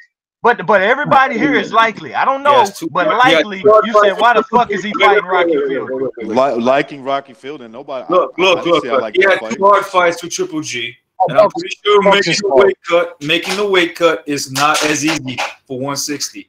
So the next best thing, he's only had 1 fight this year. So you can't give him bullshit for getting a second fight quickly and against an easier opposition. At a higher weight, you keep forgetting that's 50 pounds, bro. Bullshit. He fight a tough schedule. You want to know a fucking tough schedule? I give you 5 in a row, and he's about to fight 6. You want to know a tough schedule? Oh, he had Triple G and he had Khan before that. Bless is fucking hard. Fuck that, man. Badu Jack fucking fought Stevenson, now fucking Marcus Brown coming up. You talking about surgery? But did he win? You get a point that surgery. You got surgery like what was it, like 5 months ago, 6 months ago? So he couldn't fight. Well, apparently he couldn't fight at the May time, so he fought at the September time. Now he needs another fight for like I guess like to keep fresh. I guess that's what it is. That's what it is. Recognize getting in out. Recognize getting out because I heard you trying to get in and people. No, I was just gonna. No, I was just going to say that, look, I'm not happy with him fighting Fielding. At the same time, look, I understand this is part of boxing. I'm not going to tell you that Canelo's scared to fight top fighters. He fought Triple G. Come on, man. I mean, this is the same. This is the same Triple G that these guys that were staying at 154 had no interest of going to 160 when he was at his best. So. At his very best, at his most dangerous. Now that he's a little older, you know, he's worth more money. Going back to Canelo. Canelo's going to be fine. Yeah. His resume dictates to me that he takes on top competition. So maybe Fielding, maybe he's like, look, man, I'm a little sore from the Triple G fight mentally. So let me get like a little soft touch so I can start off this new contract. And then I promise you in 2019, I'm going to give you better fights. Yeah, man. That could be the plan. We got plenty of time. He can take another fight at another time. It's not a big issue. I mean, we've just seen him in 2 wars with probably the best middleweight for the last 10 years, and probably longer. And I think he deserves a couple of months afterward that it deserves an easy touch. He's gone up in weight as well against a much bigger guy. Granted, it's not a great fight, but he's just signed for DAZN. He's just signed a big contract with DAZN. He doesn't want to go in there with the killer, you know, because he's not going to be 100%. He's not going to be. I don't care who he fucking is. He could be the bionic man. He is not going to be 100% after being in a war with Golovkin a few months before. So I'm going to let him have this pass. He's just signed with DAZN. You want an easy fight to warm him into the contract. But I got a feeling Danny Jacobs, Lemieux, probably Lemieux next, then Danny Jacobs.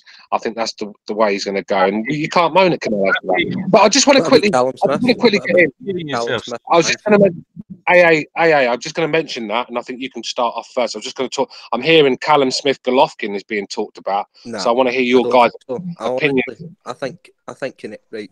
Canelo's already guaranteed his money with DAZN, right?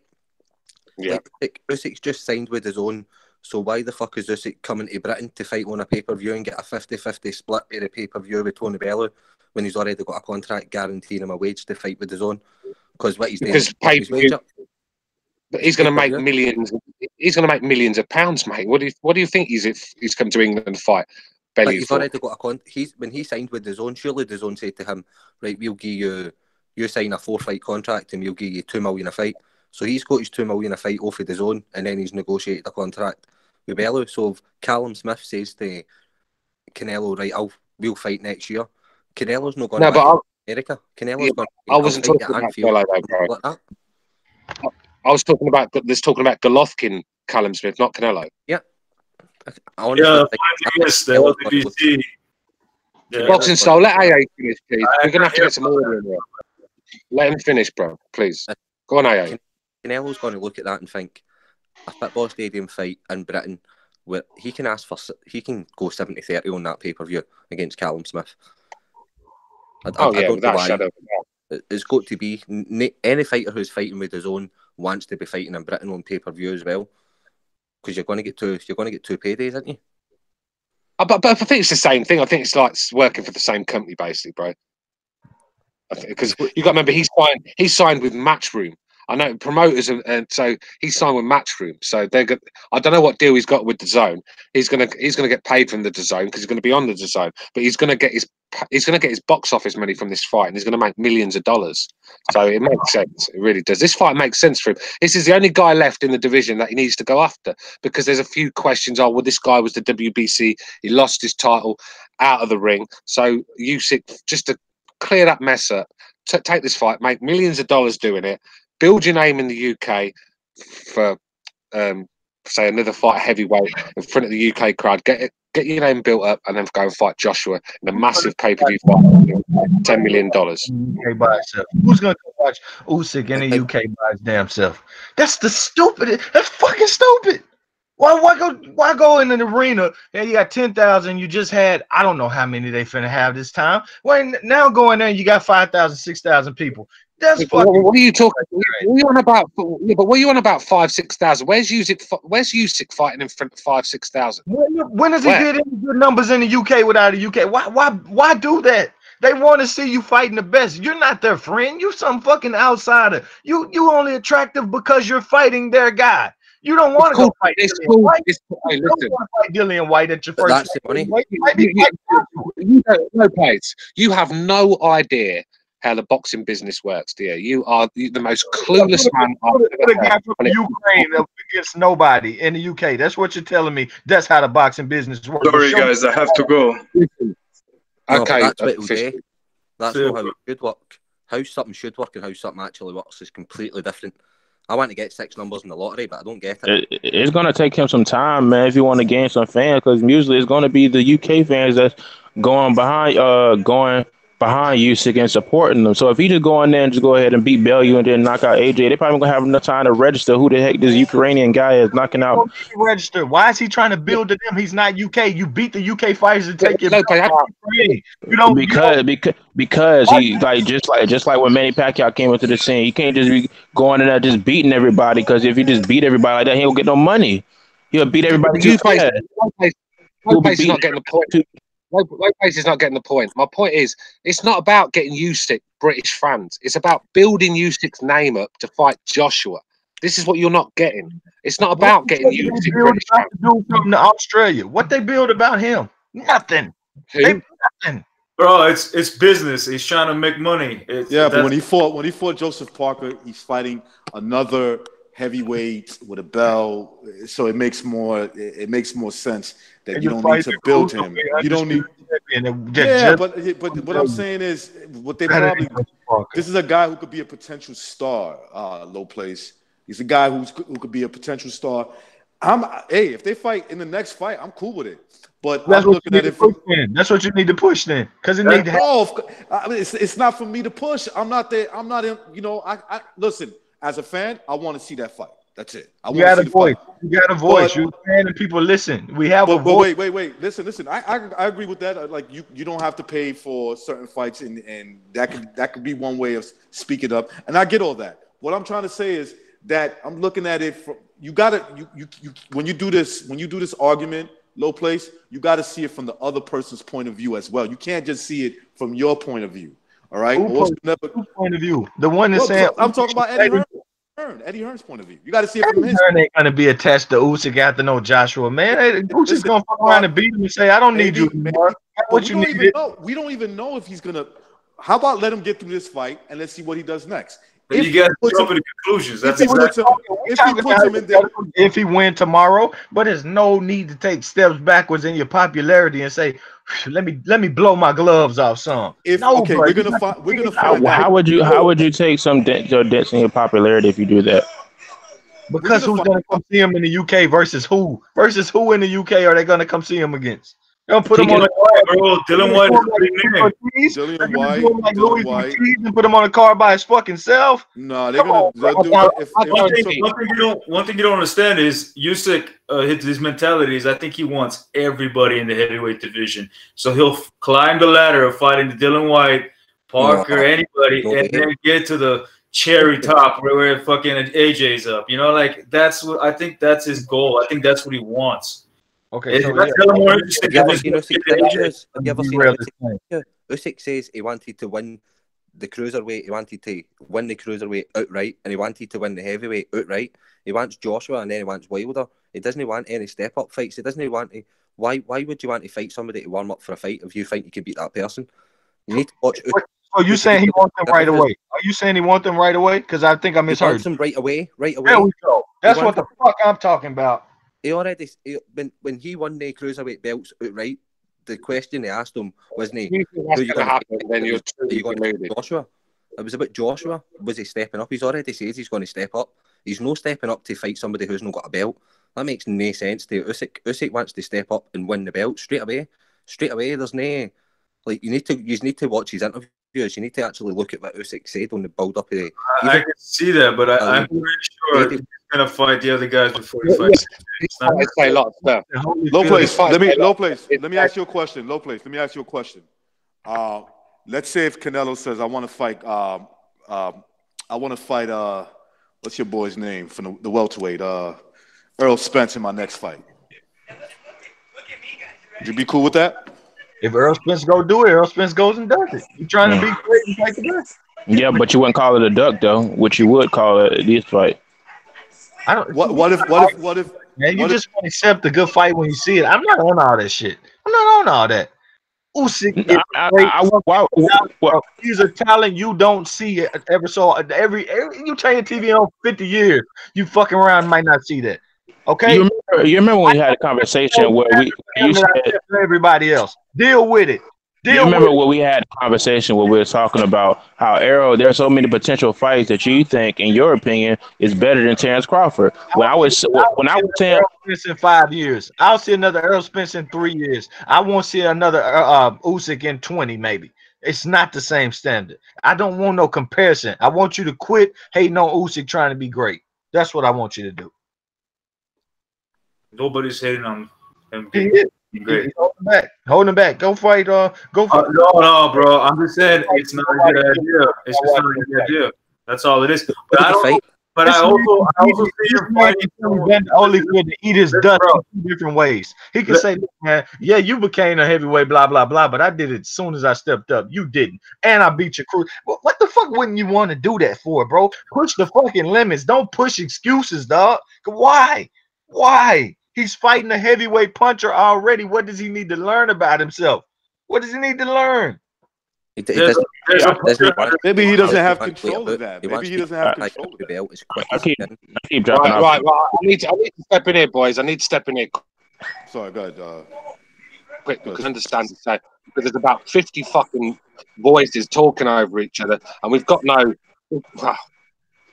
foundations here, boys. We need to get some foundations down and fucking start building up from the top. I mean, one at a time, please. That's all I'm asking for. And then anyone, you can all join in. When I'm not telling you to be silent and wait for me to fucking tell you to talk, just one at a time, because this is getting ridiculous. I can't hear fuck all. I agree with about you. 50 different. Okay, so I agree. Let me just say, I'm sorry. Wait, I'm going to say one thing about it. One thing, right? I'm just going to say maybe, just maybe, that's not Usyk's total choice. It's not all up to Usyk. Usyk signed with Hearn. We don't know what's in his contract. We don't know what was discussed. So yeah, maybe he's ready to fight him now. I like to see it, but maybe it's not his call. Yeah, and I was trying to ask Low Place. I mean, like Low Place, he mentioned like he said in his opinion. I remember he said that he think there are potential fights for Errol, and I was trying to relate this to Usyk. There are potential fights for Errol to make, and he think that was better than Terrence Crawford. And I said that if the fights that he wants to make aren't going to be made anytime soon, like Sean Porter and Keith Thurman, then why doesn't he just go ahead and move up? So that would be a case. You wouldn't criticize Errol for go ahead and fight somebody like Canelo. heard my videos of me telling Errol Spence to fight Halloween Herd. Jared, Nah, you not heard my fucking video? Who are you talking to? Like, dude, who are you arguing with? Do you think I really give a fuck about Errol Spence? I'll say this again. I'm gonna shut the fuck up for a minute and do something on my own terms. I go to the gym where I know 7-year-old, 8-year-old, and 10-year-old kids, and I sometimes tell the 10-year-old to bust the fucking 7-year-old nose. So if I don't give a fuck about them kids I know, I don't give a flying fuck about a grown man that ain't paying my bills but fight on Showtime. Well, you need when you go to the gym, you need to be burning some of that fat because you kind of fat, no place. Yeah, I don't want to burn fat. I want to gain weight right now. Want to be big right now. Why are you yelling so much, bro? I mean, yeah, like we can't have no conversation. Horrible points. Don't direct bullshit to me. You try to debate with me. Nah, he's not making. I'm not making points. He's engaging you. He's engaging you into a debate. That's what battle. I'm gonna be honest with you. I'm not shunning you. I'm not sunning you. But I'm telling you, you tried to debate with me when you should be learning from me. It's not a debate. I don't give a fuck about any of these dudes. Oh man, that's just that. School them.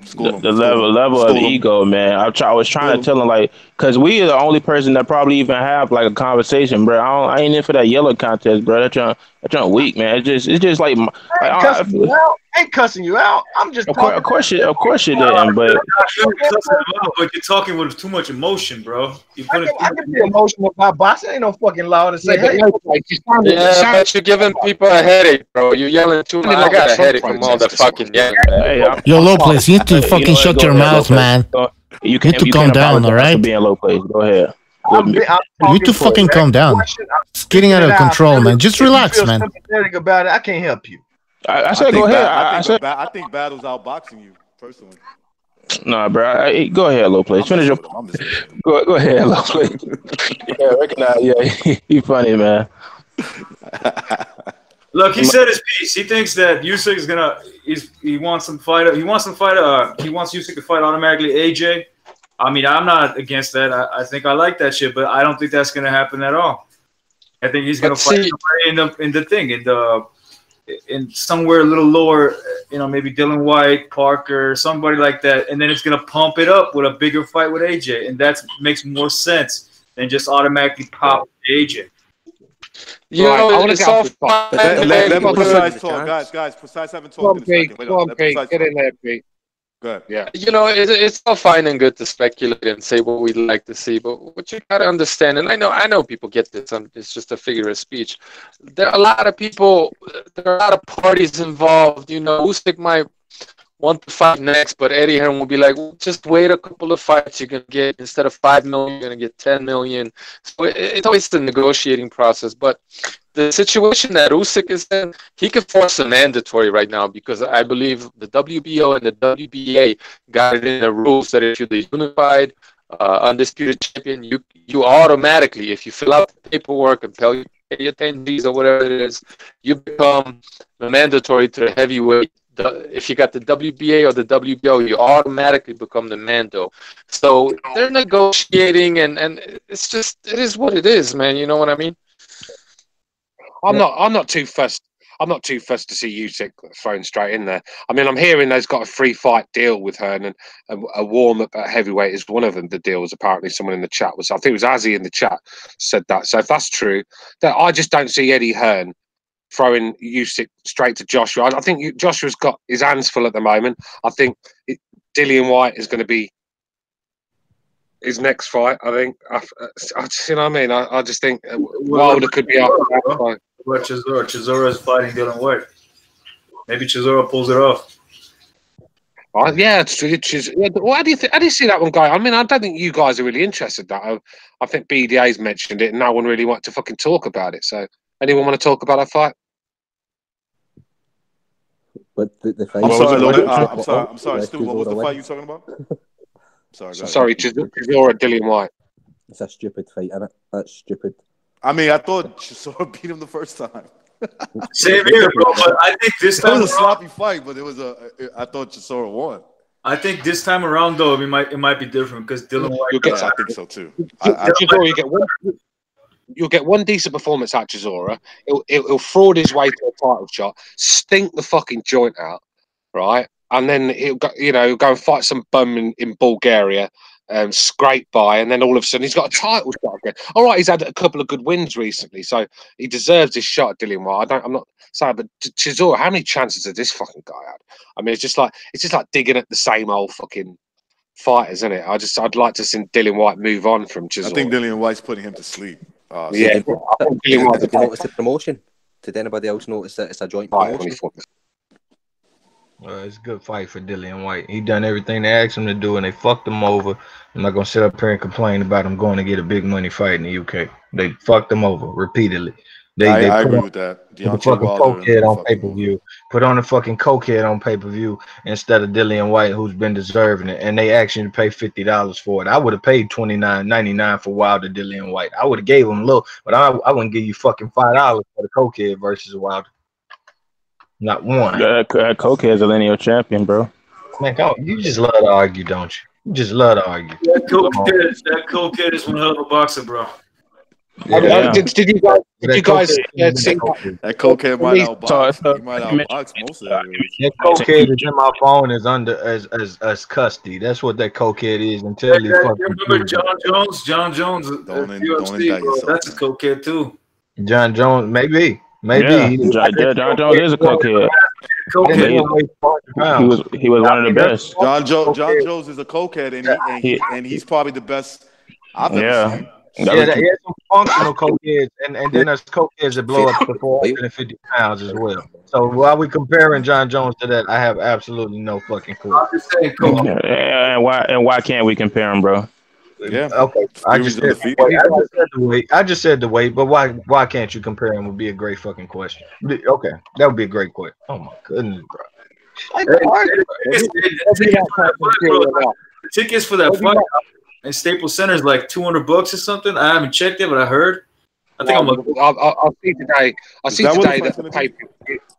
Can I just Fury and Wilder? No, I'm sorry. Go ahead. Getting today the paper. Yeah. The pay-per-view price was released today for the Fury Wilder, $65. $65? That's not bad. What? It's not what? It's not what? I mean, okay, listen. What is it? Let me just hang on a sec. preface that by saying they've released Go ahead, Stu. I'm sorry. Go ahead. Sorry, I was just saying that because they didn't hear me. They've released the price for the Fury Wilder pay-per-view today, and it's $65. HD pay-per-view? I didn't see if it was HD or not, but I just said $65. HD was 75. Right, that's a free fight. Fury's fucking boring and shit, and you telling people to pay $70 for him. I'll tell you right now, that fight ain't gonna be boring. I'm gonna tell you right now. Most of them Wilder get a knockout, bro. That's what you fail to realize. Yeah, but the thing is, like, place. This is why I can go watch Wilder knock out fucking out of shape, big ass dudes. 20 fucking fights. I mean, he did. This is exactly why you support the zone. Low place. Have you ever actually seen Tyson Fury? He was out of shape last year. You're a year behind, you're a full year behind. You're 12 months out of date. Tyson Fury's no out of shape or unfit or taking cocaine. Tyson Fury hitting the pads, and he was hitting it faster than Canelo about like 3 weeks ago. Tyson Fury didn't get out of shape. Tyson Fury got fat. Man, he was hitting it faster than Canelo. I actually commented on that shit. He's hitting it faster than Canelo. 200 pounds lost. Let AA finish. Honestly, man, Wilder's good. I would bet on Wilder to beat AJ, but I would never bet on Wilder to beat Tyson Fury. Tyson Fury, he's going to play with Wilder. Wilder's got no balance. He's got balance. He's a toddler. That's your guy, though. No balance. If you've not got balance against Tyson Fury, there's no point. Why you even get in the ring? He'll learn straight away. He'll literally learn within the first round. Yeah. When he'll fall, he'll trip himself up trying to. He's going to be swinging at fresh air. Literally, he'll trip. He should wear a pair of knee guards. Wilder should, because he's going to be sat on his knees. Honestly, there's no chance. Wilder's never going to knock Tyson. This is why you should. This is exactly what boxing style. Stop interrupting, bro. Please. You can't. Yeah, boxing style. Shut up. Yeah, I was just going to him. I mean, fucking hell, what have I got to do to finish the sentence? His balance is terrible. Around. It's my credit card or something. Right, can you hear me now, boys? I can hear you. Right, this is why you peace. I come in peace. I don't let that like 8 times already. This is exactly why you should support the Zone, because you, for $10 a month, you would have got that fight. But unfortunately, it's on pay-per-view that's dying in America, and you're gonna have to pay $65 for it now. But if that's on the Zone, that wouldn't cost you anything. $10 for the month. So you need to start supporting this low place, or you know. I come in peace. Can I say something, please? Can I say something? Go on, X. Go on, bro. Yeah, of course you can, man. All right, I come in peace. I know that a lot of times I cause problems, so I don't want to do that. First of all, I just want to clear a couple of things up. Okay? Hell no, I don't support the Zone. If you support the Zone, you're gonna end up a slave like Anthony Joshua and now Usyk. I thought Usyk was a black man, but apparently he's not. So you know, if you want to end up like them, you want to end up like Danny Jacobs, you go sign on that side. And that's my opinion. I'm entitled to it. Don't criticize me, criticize my opinion. Okay, if you got a problem with my opinion. And X, lay off Al Heyman's balls, bro. The brother's getting good payday. Fuck off, I would boxing cupcakes. I would say the saving grace of the Zone, because the fights ain't all that great. It's just the World Boxing Super Series. That's why I would get the Zone. Yeah. One more thing. All right, Battle, I like you. You're a cool dude. And Low Place, what's your fucking problem with Terrence Crawford and my brother Deontay Wilder? Why you always going at him like that? His world is Terrence Brad Crawford. I'm just messing with you, man. Me and Low Place cool. Yeah. What's your problem with my brothers? He's gonna be fighting a mean machine. Igris Kagom. That's who he's gonna be fighting next. Where the fuck that is? I seen the guy fight before, and I'm not impressed. Who you fighting? Hey. I'm gonna call my cable company. On December 1st, I'm gonna call my fucking cable company, and I'm gonna negotiate a price of fucking $12.99. While y'all pay $65, I'm negotiating $12.99. If they don't give it to me, they don't get the money. Hey, Lopez, it's not a $70 fight. Low Place, you a hater. You a goddamn hater. That's bullshit. How many boxing fans will buy that for $12.99? Come on, man. Think somebody fuck them. Hey, low plays. I mean, I think I don't know why you keep making that compare. I mean, you keep saying like the Candy Crush shop and stuff. Then he was getting Terrence Crawford getting compared by numbers to some of these PBC fighters, bro. I don't know fuck about his numbers. The Candy Crush Plus app don't got it so he can fight, and Bob Arum is not needed by Al Heyman. Like I said before, Terrence Crawford has like 6 bosses. It's new. Terrence Crawford has 6 bosses. Can I name them? He has 6 bosses. Probably more. He got his trainers got to tell him yes first. Byram got to tell him yes. Then ESPN got to tell him yes. And then when they need a big fight, they got to say, Al, can we have? They got to get a yes from Al. They got to get a yes from Showtime. They got to get a yes from Fox. And then they got to get a yes from the Al Heyman fighter. Why would you sign to have that many fucking bosses if you really want some fucking smoke? I don't support fucking stupidity. And Terrence Crawford has made one of the stupidest business moves I have seen in my time of watching boxing. Simple as that. And he's excluded from anything. He's excluded. He can't offer paydays. He can't offer shit. He gonna sit around waiting, and then everybody else gonna move up and wait and be doing greater things, and fuck him. That's where I go from there. You're a goddamn hater.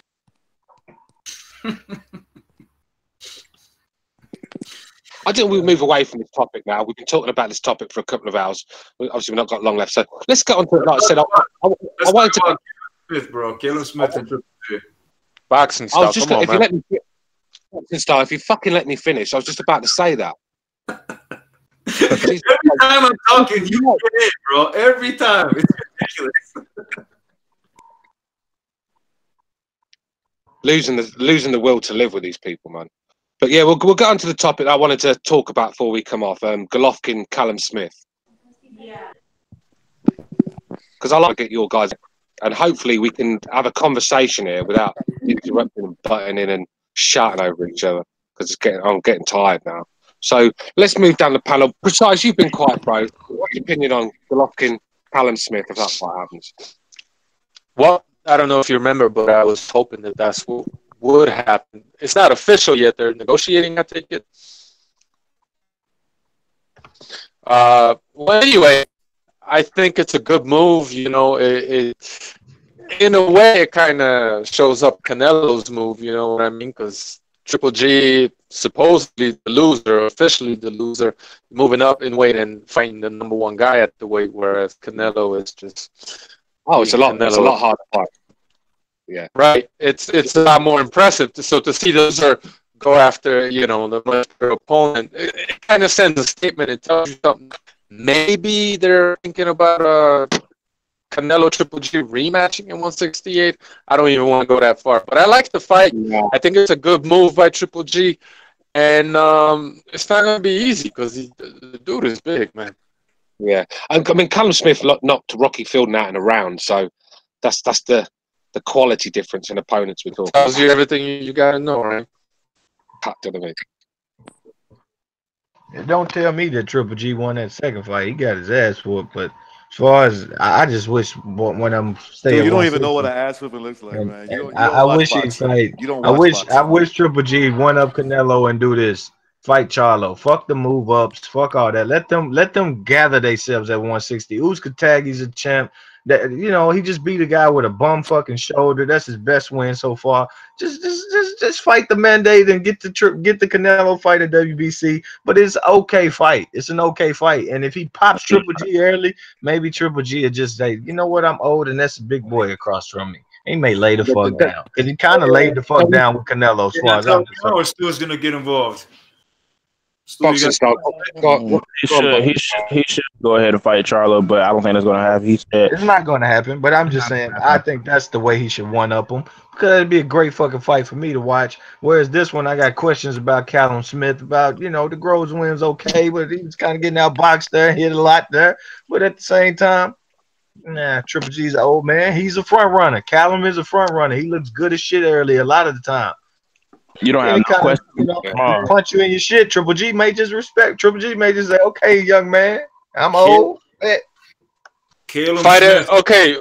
I understand people like have their preferences and they like to cape for different guys, but in no way in hell you could tell me that fighting a contender at 160 is a better look than fighting the #1 guy at the weight above, where everybody's been telling you to move up in weight, Golovkin. Now that he's moving up, okay. Yeah, it is what it is, though. You're not talking about a weight where it is a great weight right now. You're talking about two unified champions, both unified. One got the shit beat out of him, and the guy who really kicked his ass left, and everybody else was kind of fighting for the scraps. That's what we're talking about. We're not talking about a division where the #1 guy is just, oh, he should be on the pound for pound list real soon. That's not what we're talking about. But we are talking about Charlo pound for pound, though, right? Charlo should be on the pound for pound. No, I didn't say that. I didn't say that. But he is at his second weight division. He's more solidified in the game than right now. Yeah, I didn't say. But by that same token, hold on. One at a time, guys. One at a time. Yeah, by that same token, I did not say Callum. However, he is the #1 guy at the division above, and that's a better look than fighting a contender that's been ducking your ass. Maybe not ducking, but it wasn't trying to move up when you were the man in your division. But if he would have moved up and left J-Rock, they would say, oh, you're ducking J-Rock. So that's a double standard. I'm just saying the fight is the fight. It's a great fucking fight. More people are talking about that fight than the Callum Smith fight, and I think it is for a reason. They see Charlo put on shows, and they respect what he did. When everybody said, hey, you ducking J-Rock, and he went in there and said, now J Pebble, they call him J Pebble now because of that man. People want to see that fucking fight. See the Canelo one. Yes, Canelo is a bigger duck if he fight Rocky Fielding. But, you know, fair play to Golovkin. But I'm just personally saying Charlo ain't my man. None of these guys are. But that's the better fight to me. Callum Smith is a much more dangerous guy than Charlo. I'm going to tell you right up. Of course. A lot more dangerous. He has a lot more power and a better timing than Charlo does, and a better precision.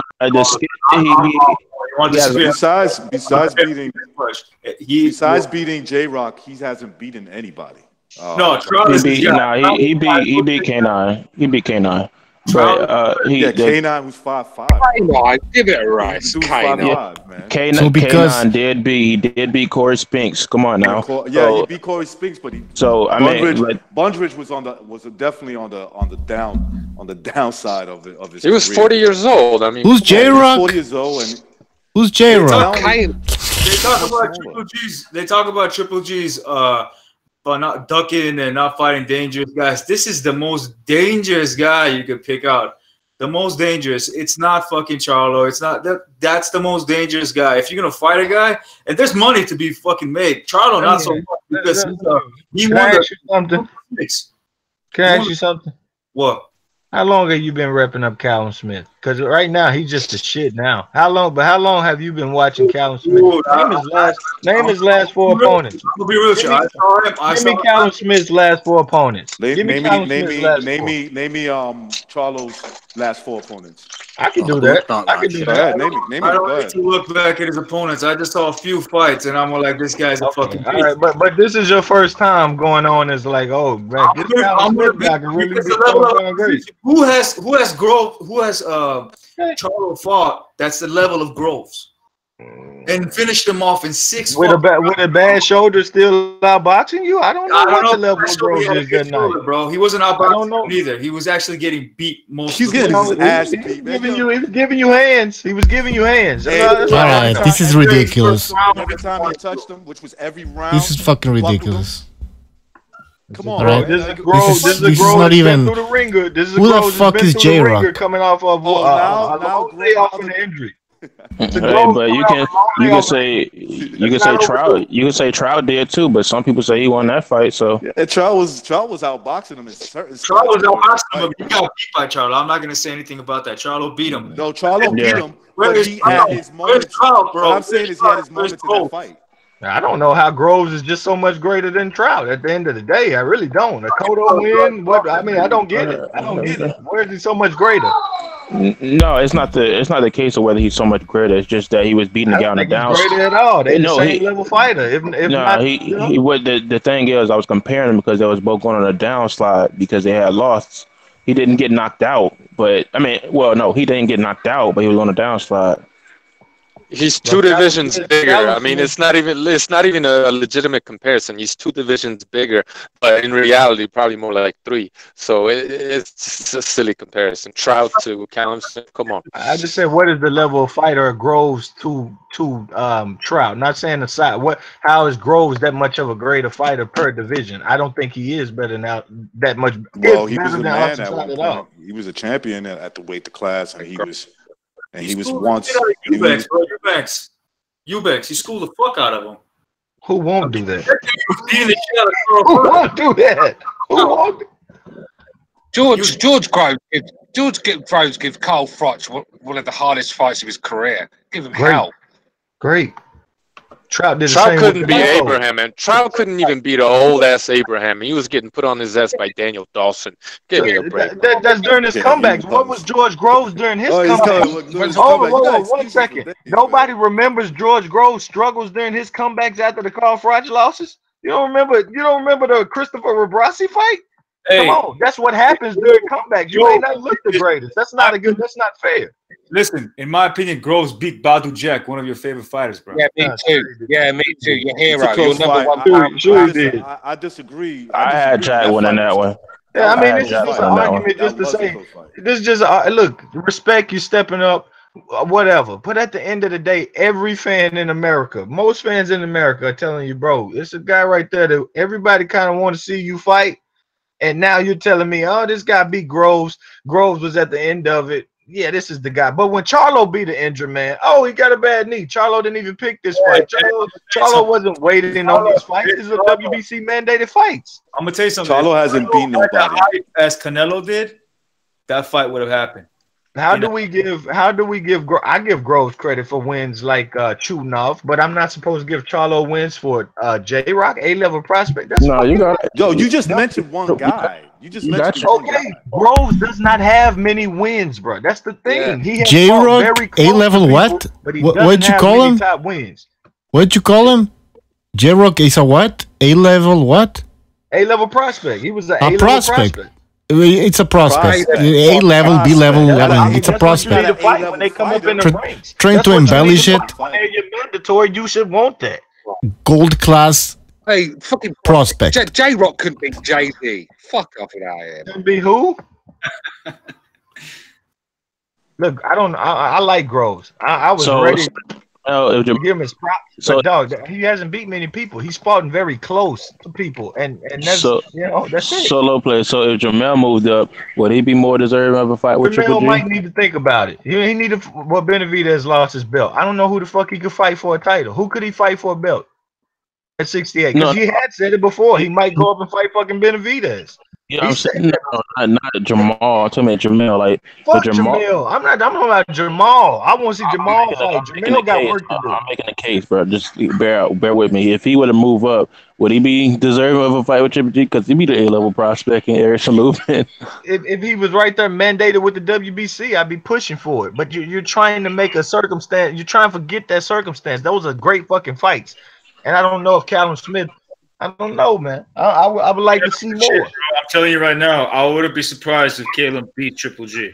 I wouldn't be surprised, but maybe I wouldn't either. Maybe I wouldn't be either. I wouldn't either, but I think I would like to see him fight Charlo. But I mean, like, still, it brings in questions though, because I didn't really know Callum Smith before he beat. I rewatched the fight with Triple G Canelo again. Pay-per-view. I get him pay-per-view for Charlo Golovkin. Pay-per-view money. You can have my dollars. Not Callum Smith. You know, being a fan is one thing, but Callum Smith, objectively speaking, is a higher rated fighter than Charlo. It's a bigger money fight. It's another division. It's just a much better look than fighting a guy. And I love how everyone just assumes that Charlo's just trying to fight Triple G. Fuck no, he ain't. Get out of here. Exactly. Based on what? We don't even know. Make the deal. Just make the deal and go from there. And then if he decides to turn it down, we all know what's up. Charlo sent the contract. What's the contract? Charlo sent the contract. I would expect Triple G. Charlo, these are my terms. I'm the A side. They don't need contracts. Did Charlo? I'll admit, he didn't want that. Nobody can hear me, man. I hate this shit. I paid for Canelo Golovkin. I paid twice for it. I wouldn't go.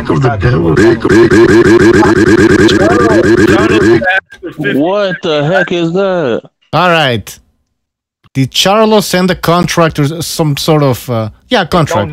They don't need to. They are mandated by the WBC.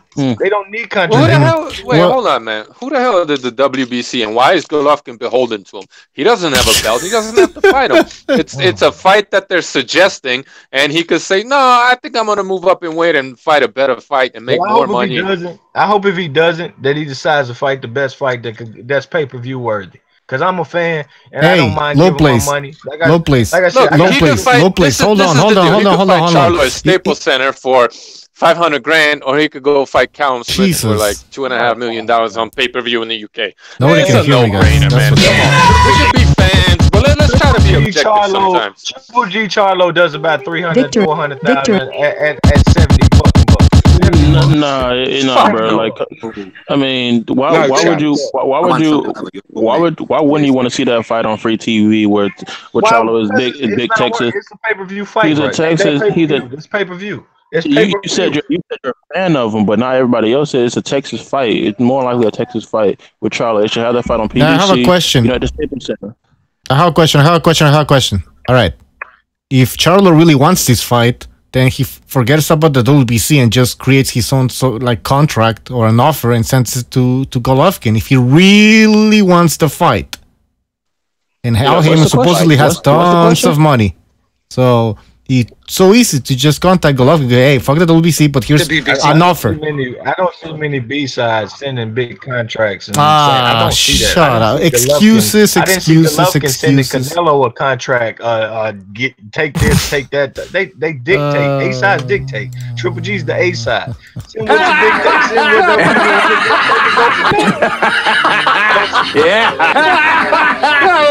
what I mean, great soundbite, but you can't tell me the time. No. So he can't send. I don't recall that. So his hands are tied. His hands are tied. Is that what you're saying? The contract was going down. Look, right now, 50, 100%. The guy's asking like $400 million for Eddie Hearn and the DAZN. Are you kidding me? 400 million. What do you have to offer? Just because he don't want to fight with Eddie Hearn don't mean he don't want to fight Triple G. Look. If Deontay Wilder could send a contract to Anthony Joshua, and he got dumped. Charlo, hold on, let me finish. Go ahead. Charlo, I am going ahead. Charlo can send a contract to Triple G, especially now that doesn't even have a network to fight on. You know what I mean? Okay, so they sent a $50 million offer that got dumped. That was from another promoter. The B sides just don't get what they want. A sides dictate contract and it's great. But it's a good look. But it's a good look, right? Everybody's thinking that Anthony Joshua ducking Wilder. It's a good look. Do it. No, it's truly not. It was a play on shit. Frank Warren saying, "Hey, you got to fight on BT fucking Sports," and it slapped the people that's dumb as fuck and made their mouths move to talk. Well, other than that, it was a bullshit. I just love Lopez how you talk like you an insider, like you actually know what's going on. Yeah. Like you have Frank to negotiate. Warren actually said he brought the money. Can I finish, please? Can I finish, please? Hey, bro, can I finish, please? Go watch the interview. Can I finish, please? I just want to say something, man. I just love how you talk like you know what's going on. Nobody else knows anything about boxing. You at the negotiating tables, you know everything there is to know, and nobody else's opinion means shit. Come on, man. Give it up. So me watching a video of Frank Warren say he fight on BT Sports. They're gonna fight on BT or Frank Warren Network. Me watching a video of him saying that isn't good enough for me to say it. Get the fuck out of here. You try and go personal about low plates when the fucking video is out there. Then you go personal about me, but you won't look at the WBC and say, hey, that's the belt you said you wanted. That big green belt, you did everything for it. They want you to fight for it again. And you say, nah, I don't get it. It's a great fucking fight. You get Canelo again, or you make Canelo fucking fight Rocky Fielding. You don't have to put Callum Smith in the game. You can put him in the game afterwards after he's what? He could unify, couldn't he? He's supposed to be the main man now. He's supposed to want big fights now. He's calling out Andre Ward. He could go prove something against a guy just don't got a bum-ass shoulder and it's kind of at the end of his road. You know, that definitely could be a good fight. But right now, Callum Smith got a little more to do compared to a fight that everybody's been hyping up for you, Golovkin. Everybody's been doing the work for you. You haven't promoted the fight. The fans' interest want the fight. Callum Smith has a better record than Charlo, bro. I'm going to put it out there. End of story. End of story. He has a better record. He does. He's a better fighter, period. Name me 3 of his opponents that he beat. Whoever this guy is talking. Name me 3 opponents right now that Callum Smith I haven't kept track. I'm not going to pull out his record for you, bro. Just no, I don't want look you for yourself. Grove by itself is enough to wash out anything that Jamal Charlo has done. Okay, Grove by itself is enough to wash out anything Jamal Charlo has done. Okay, so with a bad shoulder, George Groves, you name me one person Charlo's beat who's better than George Groves. You tell me how George Groves is so much better than Austin Trout. You tell me. They both have come close and have it. The Cotto win is better than anything George Groves has done. You like it or love it. It is. It's held a fucking world title. Holding a world title. As soon as you hold a world title, that makes you something. You didn't. Charlo's never even held up. Yeah, he's actually going to be a 2-division champ. That's what he's trying to do now. Mate, are you trying to tell me that Charlo? There's no chance Charlo's a better fight than Callum Smith. It's no good the money. Oh, no. There's no money in it. I'm telling you, the U.S. money, you do $70 pay-per-views. $70 pay-per-views, I think you make a lot of money. Let me know when Charlo beats a Super 6 tournament, then we'll talk about it. You let me know when they put one in his division. You let me know when Charlo fought a guy with a bum leg, what did you say? What did you say? I'm sorry, but hold on. Charlo wouldn't have fought in a tournament where Lara was in it because they're friends and shit, so that tournament would have been incomplete. There would have been fighters missing. And God knows if Charlo would have won it. The fact is he never won a tournament. I don't care if they didn't make a tournament. The fact is he only beat the J-Rock, the golden contender. Was it the prospect, whatever you want to call him? And that's pretty much it. And Trout, well, everybody beat Trout as well. I mean, not everybody, but all their fighters have beaten Trout, so it's not like a big fucking deal. And what else? The guy had one leg, man. Fighters have beat George Groves, so how is that a big fucking deal? How's it? Other fighters have beat George Groves and knocked him completely out. Groves winning the division. Groves was the #1 in the division at the time. You just talk like honestly. Yeah. You talk. Let's talk about the Trout division. was never Let's number talk about one. the division, Stu. Trout. Let's talk about the division. Hey, it's not a low place show. Come on, it's not a low place show. Let's keep it so. I asked the man who had left the division. 2 of the #1s had beat the fuck out of each other and was gone. Where was he really rated in the division, Stu? If he was really, throw people there. Fine, real damn, you chat bollocks. You fucking hype these fucking bums up. Now we're going to low place got a different opinion. Let me get mad, you bollocks. That's what we're doing now. That's what we're doing now. But you can't tell me who the fuck Groves has beaten better than Cotto like Trout. You can't do that. Low place. Calm down. Don't tell me calm down when you telling me I'm chatting bollocks. You tell him calm down. All right. We're going to all calm down. All calm down. And I want to hear. Personally attacking me. Shut your fucking mouth, man. Dude, shut up already, man. Let other people talk. Mouth. Fucking bitches. Those bitches. That's how I feel about you. Guys, it ain't that serious. We can squash this all right now. I'm just saying, if you got a this is how you end up in jail, man. No, you can't control yourself. This is how you end up in fucking jail. Low place. Every time you talk, bro, when you're done talking, mute your shit. Mute your shit, bro. Mute your shit when you're done talking. Yeah, man, this ain't even that serious, man. Can we just move on? It ain't that. Wait, okay. All I'm saying is that I want to hear other people talk to. Yeah, not just, It's not a low place show. Motherfucker's boring as fuck. He doesn't make any sense. All he does is yell over other people, and all you do is personal fucking attacks because you can't debate. I asked your bitch ass. Who the fuck? I asked you a personal question, but you attacking me because you can't debate. Because you suck Triple G's dick so deep that you can't. Man, you need to calm down or you're gonna end up in jail or something, man. Seriously, you have no control, no self-control. Hey, if you give him the chance to speak, he'll speak. You're not giving him the chance, bro. He's personally attacking every time he speaks. And when listen, he acts like a bitch. You stop screaming, maybe people will respect you, but no, you don't have any respect. You don't need your respect if you're a bitch-made ass dude. That's right. Listen, just listen to yourself. Just listen to yourself, man. Come on, man. Honestly. This is a joke, man. Calm down. Of course it is. It's just retarded, man. Yeah, this is retarded, man. Answer the question. So you can answer the question. Okay, let him answer. Let him answer. One guy has the right idea. So answer the question. Let him answer. One guy has the right idea. Maybe if you shut the fuck up for a second, I could answer your question. Why y'all throwing insults, man? You just gonna make them react again. Just say. No. Just. All right, go.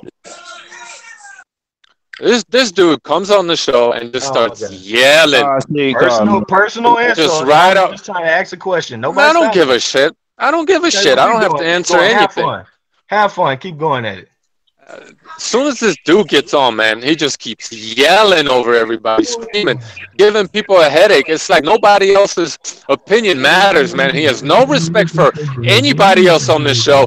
He's acting like his shit don't stink, man. I am not interested in debating you. I'm not interested in challenging you. I am not fucking interested in even listening to anything you got to say. I asked somebody else a question and you gave your personal opinion because you suck Triple D's dick. Okay, and you just want to accept that it's a good fight.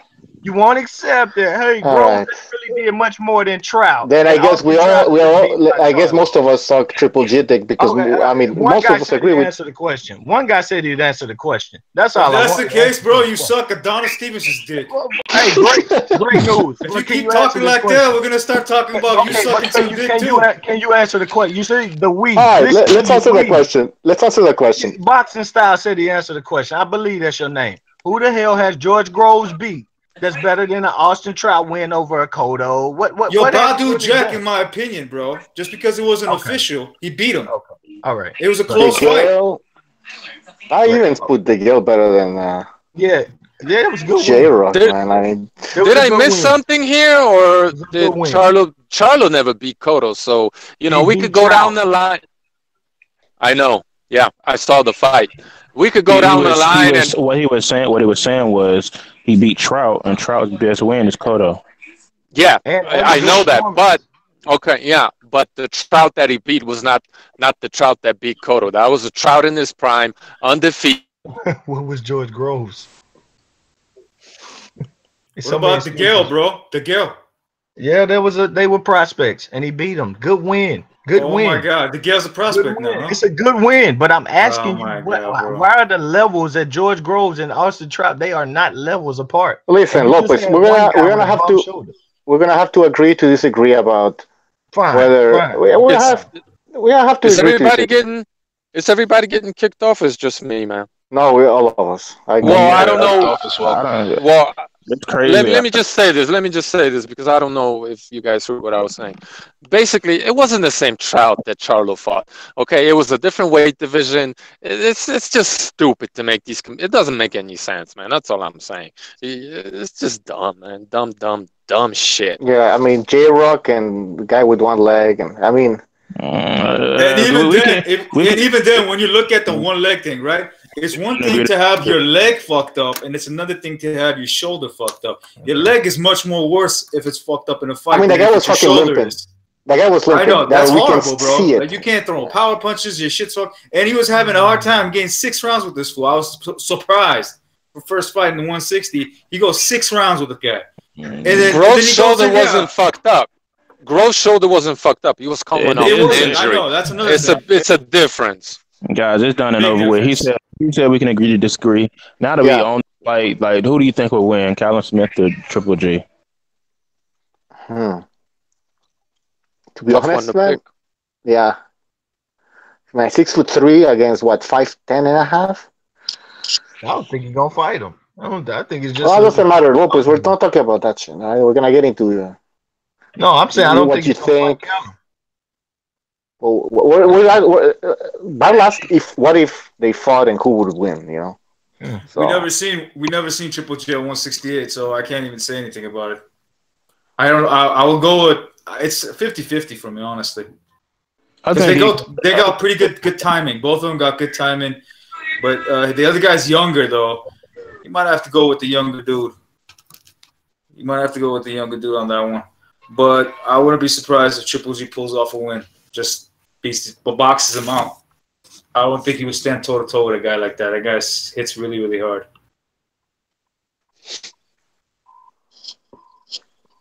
I don't know, man. What was the question? Golovkin against Callum Smith. It's a good fight. At this, I probably would still slightly favor Golovkin, but he could lose that fight. That's a big deal. You had to be impressed if Golovkin wins it. You had to be impressed. It'd be a good win for him. He's much smaller, much older. That means something, but I don't think he's taking that fucking fight. Personally, don't. I asked a question. We don't know yet. We don't know that yet. I asked a question with another live stream. Do you think this will solidify him into being a Hall of Fame fighter? Yeah, of course. I mean, Callum Smith is the #1 guy right now at super middleweight because there's no way Ramirez there is fucking #1. So yeah, it would be a great win. It would. Can you consider him the lineal champion? I think the Ring Magazine. No, he's not a lineal champion. Not at all. He's the Ring Magazine champion. He's the exactly. World Boxing Super Series champion. How did he win the Ring Magazine title? How was that on the line? Because they put it on the line. Yeah, they did. So they had him rated #1, 2, or 3 versus Groves? They had him, well, he was the Diamond champion going in. He was in the final. He had beaten other guys. Like, I suppose he was ranked in the top 3 or top 4. Didn't Ring magazines change their criteria? It's no longer between 1 and 2 and 3. I don't think he was nowhere near. I don't think he was rated over Benavidez or Ramirez. I think he was probably rated 4. And they decide when it's okay to put it up and when it's not, because like they didn't put it online for Lara Hurd when it was 1 versus 3. So he wasn't rated higher than Benavidez or Ramirez more than likely. He was rated higher than Ramirez. I remember that. I'm not sure if he was rated higher because Ramirez is rated #1 right now, and I think he's been rated #2 or 3 for the longest. And remember, this guy hadn't even won a real title yet, so I think the Ring Magazine full of shit. They just Ring Magazine has always been on some crazy stuff, man. When it comes exactly. I wasn't, but whatever. He's the best guy at super middleweight right now. I think you can make a good argument for that. I think Gilberto Ramirez is better, but he hasn't proved it yet. I still think Ramirez is a better fighter. On paper, you gotta give it to Callum Smith. Come on. To win that. What about David Benavidez? He was a WBC champ before he got suspended. He need to quit doing drugs. That's what about him. Fighting in a tournament is tougher than, just cherry picking your fights or fighting this or that guy. Just the simple fact that it was a tournament, that counts for a lot more. I mean, the opponent fell out and he fight Nicky, somebody. Come on, like he wasn't really like, ooh. One fight. What do you think, McGregor? Is that enough to solidify in the Hall of Fame? Solidify him in the Hall of Fame. He's already in the Hall of Fame, technically. He's already in the Hall of Fame, fam. I mean, but still, I want him to really prove it in my mind because I don't think those wins are enough, in my opinion. No, man, Triple G is gonna have another 4 fights before he retires, in my opinion. Yes. Do you think he deserves? Look, listen. If he moves up and beats the Ring Magazine champion at 168 pounds, guy who's WBA champion, just come off winning this Super 6 or World Boxing Super Series, whatever the fuck you want to call it. Yeah, obviously, like that'll become one of the that'll actually, in my mind, be his biggest win, tied with Jacobs. He's going for the money fights, bro. He's going. If Charlo had the money, he'd be going on Charlo. He's going for the money fights. But where's? I mean, like, think about it. Think about low place. Let me finish, bro. Come on. Like, say if Danny Jacobs, he fights Danny Jacobs. Danny Jacobs ain't gonna make as much money as Caleb Smith. Saunders, maybe, but Saunders don't got no belt no more. So what do you have over there? Demetrius, and hell no, Demetrius Andrade ain't gonna make that same amount of money. So Canelo's not gonna fight him the next time around. So who's next? Caleb Smith. So Caleb Smith just became when he was struggled. Caleb Smith. Listen, low place. We've talked many a time. Callum Smith would be the biggest money fight out of all of them for two reasons. One, because they can stage it on the zone, and 2, they can put it on Sky pay-per-view. Where are they doing the fight at, though? Where are they going to do the fight? In the UK. In the UK at Anfield. In front of Callum Smith's home crowd. McGregor, exactly what I said. But I think it'll be Canelo. I don't think he'll fight Triple G. I think Canelo. So, if this fight, go ahead, my bad. I think we're going to see Callum Smith versus Canelo after he beats Rocky Fielding at Anfield. I think that's what we'll see. Yeah, don't believe that. I don't know. I mean, Canelo's real small man, bro. He's like 5'6", bro. I see Caleb knocking out Canelo, honestly. Triple G might have a better chance because Triple G's jab could help his ass out, but Canelo is has anyone talked about actually favouring Golovkin going up in weight? Because he looked terrible on the scales against Canelo. He looked drained. He looked. That's probably the reason why he's going on 168. He's actually more comfortable. He wasn't thinking about 168 when that Chinese man was walking around, that Japanese guy was walking around. He wasn't talking about how bad weight was then. He wanted that money at 160. So I think he A-okay.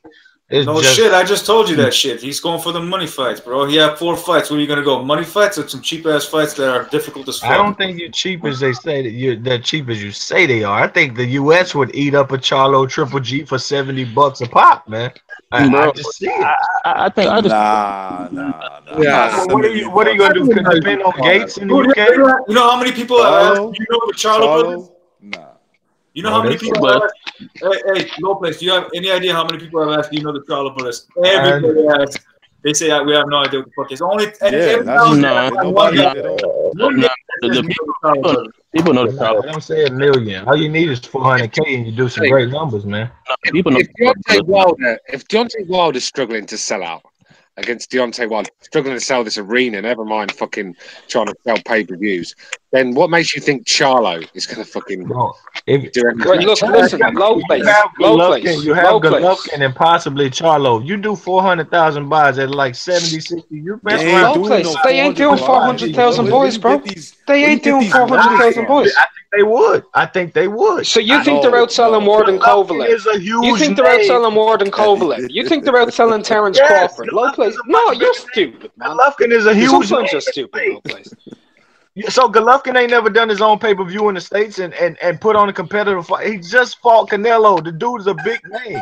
That's 300,000, 400K by itself potentially. You put another fight that people You're saying Triple G by himself would do that. That's what you're saying, right? I don't know. What did he do by himself when he fought?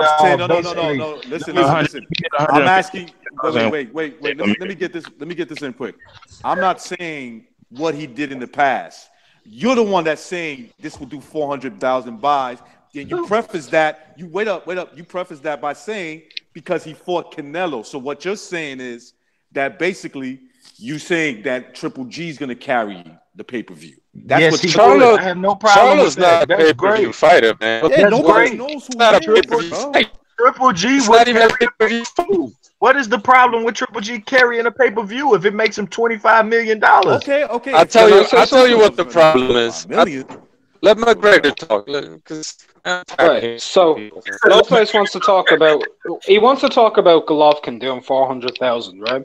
And let's just think about this, right? Rumor has it, right, that they didn't do 700,000 for Canelo Golovkin, right? Arguably the biggest fight of the year. Right? That's a lot, right? Bro. No, that's the rumors. It was less than 700,000, which means you're saying that Triple G did over half of those sales against Canelo. I didn't hear a rumor of 700,000. That's the first I ever heard of this. I've heard $1 million each time, $1 million plus each time. Well, I think the first fight they said it did like 1.2 million, and then the second fight I heard did 680K. Yeah, but Canelo's been on pay-per-view. Canelo's done many pay-per-views. Triple G's been on pay-per-view before. Charlo, nobody knows who he is. It's not even a pay-per-view fight, period. There's no title. Was there a title on the line? Like, come on.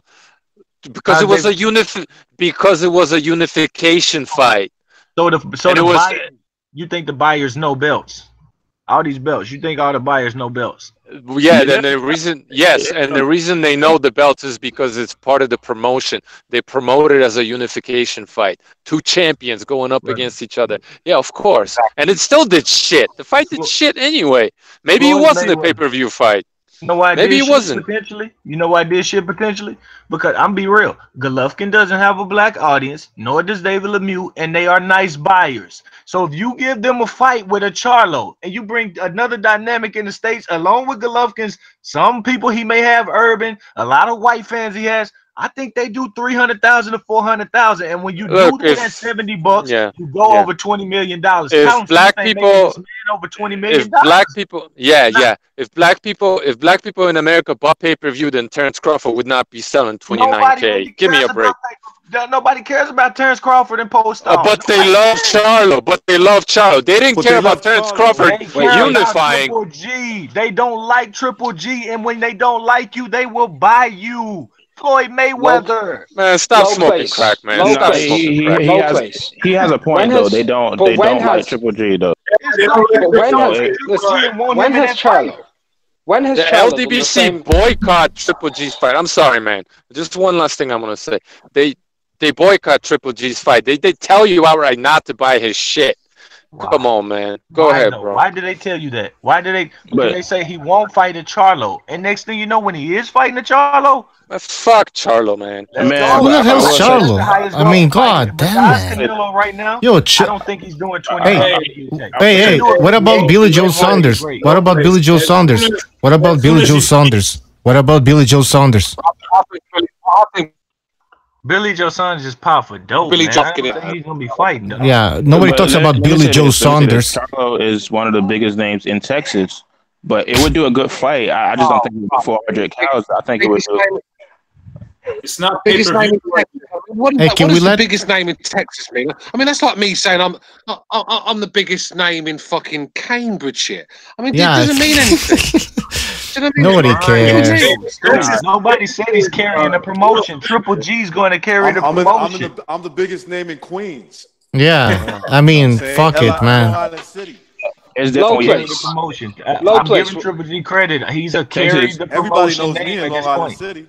Low place. Can we go back in time? Wait. Low place. Can we go back in time? Can we go back in time? Talking about the promotion between Canelo and Triple G, and you were saying neither of these dudes can fucking speak English. Who the fuck's gonna watch this shit? Yeah, now you're saying Triple G can. It was. And now you're saying that Triple G can carry a promotion.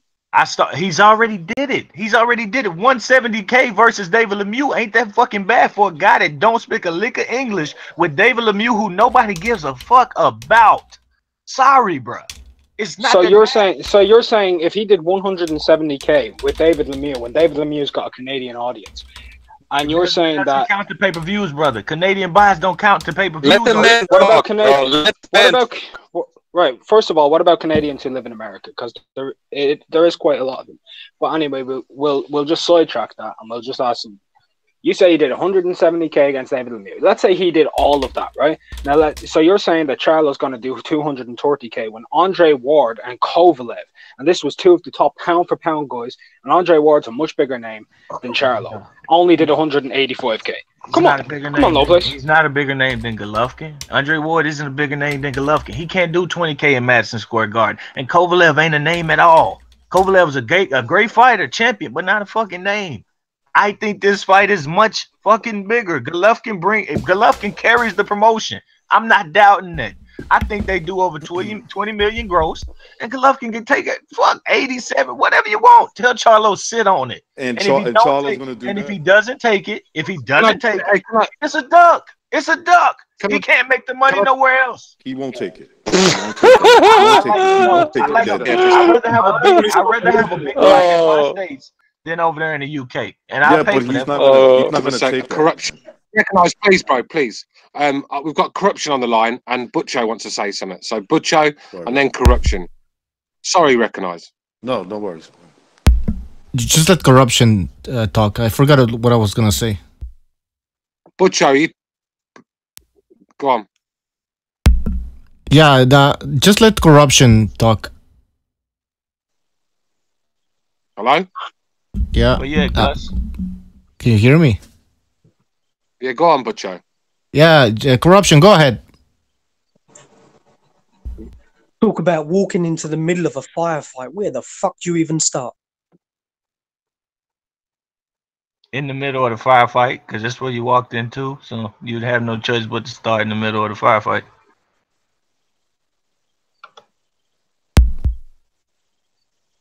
I mean, I got no interest in talking about Canelo and Golovkin and Charlo, so you guys carry on. Tell us about Usyk, the Usyk fight coming up. I saw you drop the video. I haven't had a chance to see it, but I'd like to hear your thoughts. Yeah, precisely. I mean, long time. Hope you're well, my friend. I'll break it down very quickly. You know what I mean? I did a very long video, but to me, there's two fundamental problems with Bellew as to why he's going to lose the fight comprehensively. Number one, his lead hand. He carries his lead hand so low, and all Usyk has to do is to jab over it, and I think that'll allow him to control and navigate him around the ring. And secondly, if you pay close attention to Bellew, his balance and his footwork is bad. His footwork is pretty much constricted in the way that it's just up and down in straight lines. Now, when he throws a punch, he goes off balance, and when he's actually been hit with shots, he goes off balance as well. So that up against a superior athlete with footwork and his angles and his output in terms of his volume, and Bellew is not a high volume puncher with superficial power. I think it's going to be a comprehensive victory, one-sided, possibly even a shutout. Yeah, that's not even something I thought about with Usyk being a southpaw and Bellew being right-handed. Obviously, they're going to fence. Their jabs it's going to be a battle of jabs. Usyk being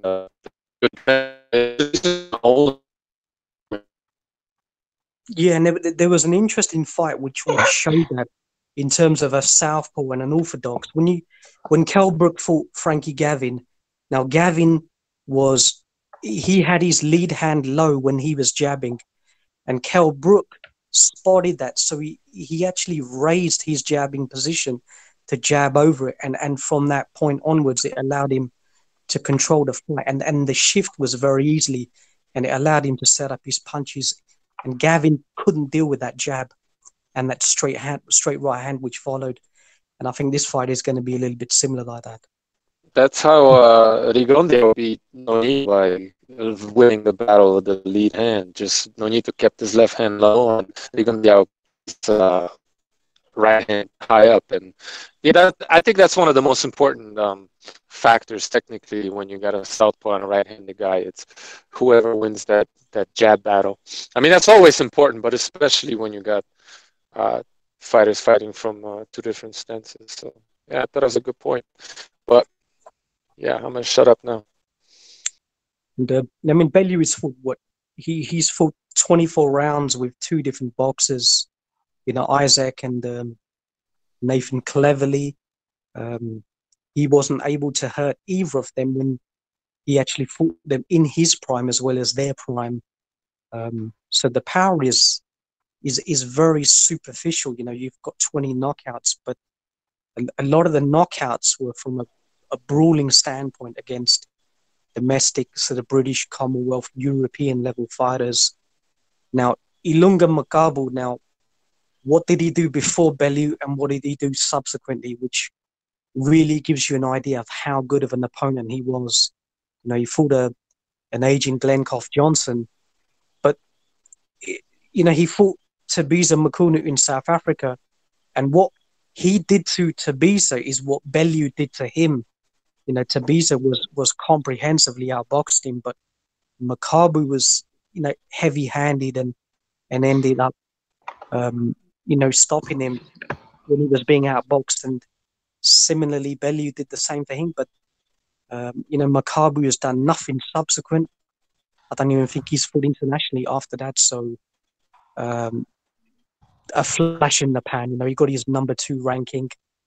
So I don't take anything subsequent, anything significant from that knockout. It was a vicious knockout. Don't get me wrong, but Makabu was trapped on the ropes in the easy position. His defense clammed up, his feet squared up as well. So he was just anybody could have knocked him out from that position. And I think Bellew was the underdog in that fight too. So man,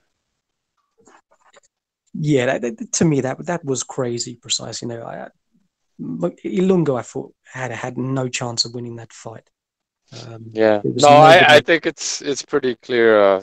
Usyk is going to school him, and it's not just the lead hand; it's also the lead foot. And I mean, come on, Usyk's footwork compared to Bellew's. Yeah, this is a mismatch. I think, no matter how you slice it, all that could be threw out the window with some heart, and that's what Bellew need to go fucking show. You can measure every inch of left hand, lead hand, all that. You put some heart in it, and boom. You got some good Kool-Aid, and that's what you need to do. If he don't go out there and fight with his heart, he just got a paycheck and left out the game. Because Usyk won't, Usyk might step on it and hurt him. Maybe he won't. Maybe he just walk around slapping around the ring having fun. But if he put some heart in it, fuck all the stats, all of the thought go out the window, and it could become a flat out Tony Bellew slug match. That's what he needs. But if Usyk has to chase him, but if you look at the Adonis Stevenson fight and the first David Haye fight, Bellew's boxing on the back foot they had some similarities because he was fearing a puncher, so he thought he'd try and be a little bit more cagey outside on the back foot and try and pot shot. But the difference there was that whereas David Haye was conceding his height and really bending down because he had no upper body, he had no shoulders, he had no bicep, no tricep. But Adonis, what he did, he actually shortened his left hand. If you look at the first knockdown, he gave him a little feint, brought him from left to right, and then cracked with a left hand from an awkward position. So he really did try and shorten the punch, and that's what got Bellew trapped on the ropes because he doesn't have the footwork to try and evade that, which is quite ironic because he started off as a kickboxer, so he should actually have good feet. But he converted to boxing, but he hasn't really showed it in the ring because he was always a brawler. From the days when he was a nightclub bouncer for a number of years over in Liverpool. So I think he just turned. I think he's just a little bit too consumed with his power. But with David Haye, how can you even say that that was significant power punching up against a guy who's got no legs, no foundation, no upper body, had no punching power? And what he was doing, David David Haye pretty much knew that, so he was just walking into Bellew with no defense, loading up some of the wildest hooks. Any fucking counter puncher could have knocked him out. It was, you could have put a blindfold on him and he would have knocked him out. And he was vegan. I don't know if it would have been anybody, but in my opinion, I think I agree with what you're saying. I don't think and I was talking about that. I don't think he should just go ahead and just swing for the fences the whole time, because I think that wouldn't work. I mean, if he was fighting somebody, the equivalent of what's a good example? Okay, I'm gonna use a welterweight because I don't think there's any cruiserweights I can pick that's gonna put this example. If he was fighting somebody that had a style like a Danny Garcia or Keith Thurman, then I would probably say, go for it, because we've seen them get pushed to the ropes. We've seen them get mauled by Sean Porter and stuff like that. I would say go ahead and go for it all, like that. But I don't think I don't think his strength doesn't suit him that way. If he just, we've seen what he did to Garcia, throwing like over 1,000 punches a fight, moving back and not tying them up one time. That was insane. Like, when we watched that fight live, I was like, that is insane. So I think if he would just do that with Usyk, it wouldn't do him well. Yeah, Bellew's going to be a little bit cuter than what Murat was in that fight. He's not going to. Yeah, I agree. He's not going to try and. He can adjust a little bit. We know he can fight a little bit on the back foot if he has to, for a little while, and try and take the fight late if he feels he has to. But there's two problems with that. I think number one, Usyk has a very good chin. I've seen him take hellacious punches from both Lewandowski, sort of looping left hand, and Hook hit him with some vicious uppercuts. Didn't even flinch. Now, visibly, there's only Murat Gassiev who appeared to stun him a little bit, but Gassiev was just consigned to really loading up his punches to try and hit Usyk on the exit. Now, when you got a heavy-handed fighter and all he can do is try and knock him out, and if he loads up and connects, are you telling me you're not going to be visibly shaken up by those punches?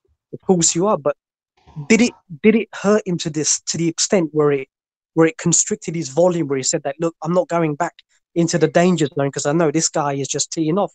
No, Usyk's actual punch output increased.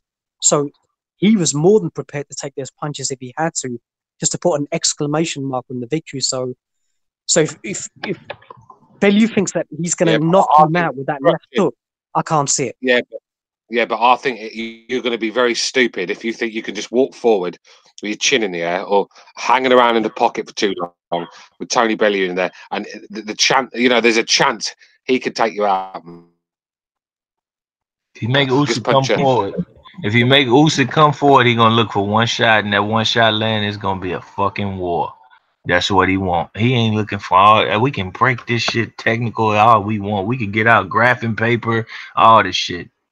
Only Bellew ain't there for that tomorrow. Yeah, he ain't there for that. I just think for someone to think that Usyk can just do what he likes, walk forward and just beat Bellew up without any worry of the punches coming back, I think that'd be a stupid thing to do, because Bellew is, like I said, I think his biggest tool is he's just quite a smart fighter. Like I said, his footwork's not the best, his punching power's not the greatest. He does speed for fighting. That's one thing he does do well. He reads a fight very well, and and I just don't see him. I don't see him going forward and chasing Usyk around the ring. I think it's going to be quite cagey, like Precise said earlier. And I think he's going to try and walk Usyk onto him, because Usyk does hang around when he does hang around when he's letting his hands go. Usyk's not just going to hit you with 1-2s and get out there. He's hitting you with 4s and 5s, and that's your chance. But it's a slim chance, but there's a chance. But for anyone to think that Tony Bellew doesn't have a chance of landing that one shot is totally mistaken. There's some dickheads in the chat I would like to reply to. And I'm going to use a fact to do it. And I know this fact without any fucking research to prove that the black audience actually does buy pay-per-views. I'm going to go back to Oscar De La Hoya. He fought 3 Latino fighters in his first 3 pay-per-views. He never could crack, a 20 million, 15 million. He fought Pernell Whitaker next. The black audience didn't like Oscar. Y'all know how it is. Hell, the Mexicans don't like the blacks. The blacks don't like the fucking Mexicans. If you find a way to look between, Oscar didn't need the black audience. He was the biggest star. Yeah, hold on. No. My point is, he did over 400,000 more buys than he had ever done. I don't think Triple G is gonna do 500,000 more. No, I think he'll do about 150,000 more. No. Because you got to play off the hate. Why? If somebody hates you, make them sock it to your fucking pocket. The guy in the chat by saying that if he doesn't know black people don't sell, then I don't know what you've been watching if you don't know how Floyd Mayweather's career has been so good, because it's not. I mean, some people will hop back that it's just 100% racist that just want to see a black man lose. That's not the case, bro. It's more complicated than that. It's a lot of black. There are some like that. There's a lot like that, but I don't give a shit. Floyd stole the Mexican dates off Oscar. No players. You're right. I'm just saying they think that's most of the odds. It's some people that try to give you that idea. All right, who buys the most pay-per-view? Hold on, I have a question. Pernell Whitaker put Oscar over nearly $30 million. Who buys the most pay-per-views? Pernell Whitaker was wasn't he a gold medalist? Yes, that's not my point. He was not a star himself. He was no star. But look, I'm not telling you they're gonna do just because Pernell was fighting. Look, Pernell was. It's just fear to take the fight. Why? Yeah. Why did Floyd? How come Floyd never fought on Martin Luther King? Hey, how come Floyd never fought on Martin Luther King's Day? He always fought on Cinco de Mayo. He always fought. Because he can go to your list. He isn't. Unless you got. And he made you say. No, wrong. Unless you got a demographic breakdown of who actually bought the fight, you're just talking shit. You have no idea who bought the fight. Right? It's all bullshit. So you don't think hate for Oscar De La Hoya didn't make you buy some of his fights? Same with Floyd Mayweather. Triple G. No, I don't think that, and you have no proof. You have no proof. Zero evidence for your statements. You're just talking out of your ass. You don't have 3 Latin fighters fought him prior to That's not proof. Yeah. You don't have any evidence. You're just saying nonsense. You want to go further than you need because You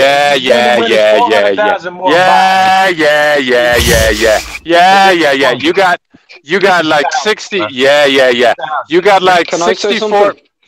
Go ahead. I just want to talk about like when people are saying black people don't sell, right? So the top 10 biggest pay-per-views of all time, is number 10 is Holyfield and Foreman, and 9 is De La Hoya and Felix Trinidad, 8 is Mayweather versus Shane Mosley, 7 is Tyson McNeely, 6 is Tyson Evander Holyfield, 5 is Tyson Lennox Lewis, 4 is Tyson Evander Holyfield, 2, and then Mayweather De La Hoya is number 3. Number 2 is Mayweather Canelo Alvarez, and 1 is Mayweather Pacquiao. Yeah, I'd like to only follow one of that. Those fights. Only one of those fights didn't actually have a black fighter in there, and it was You can even mention it's obvious. This is the point. It's obvious that black people sell because there's a rich history of black boxers selling well. Okay, now the point I'm trying to make is that you got maybe 64% white people in America, and then you got like 12% black people, and the majority of the wealth in America not only is held by the majority, it's also held by white people. So if you want to sit there and tell me that it's actually black people that are buying most of the pay-per-views and not the majority of Americans with majority of the money, all I'm going to say is show me some fucking proof. Because it's illogical. Because hold on. Let me finish my point. Because to say that it's the minority with less money buying more of the pay-per-views, that's just illogical. That's all I'm saying. And it goes against this whole idea that like white people don't like black boxers. That's nonsense. Okay, let me. Who's talking? Let me just quickly get in because I'm not really saying that. When I got on that point, he did that list of all them great fights and saying about the black fighters being in there. But I think the difference is this proves our point because since white people turned off boxing, these black fighters couldn't sell out a fucking bingo hall. No one's buying their fight. The black people are not buying their fights. Only a few. Most of the LDBC, the pro-black Panthers, the racist bastards of the YouTube community, they free stream. They don't fucking buy fights. They free stream. So They're not supporting any of these fights. When white people turned off boxing, that's when these black guys stopped selling fights. So that's the proof that all them big names, white people tuning in, buying them. That's why Floyd. If it weren't for Mexicans and white people, Floyd would be not even on that list. Right now, primarily. Right now, let me talk a little bit. Right now, primarily, it's the Mexican market that sells pay-per-views. That's what it is. I'm gonna be real. Primarily Mexican.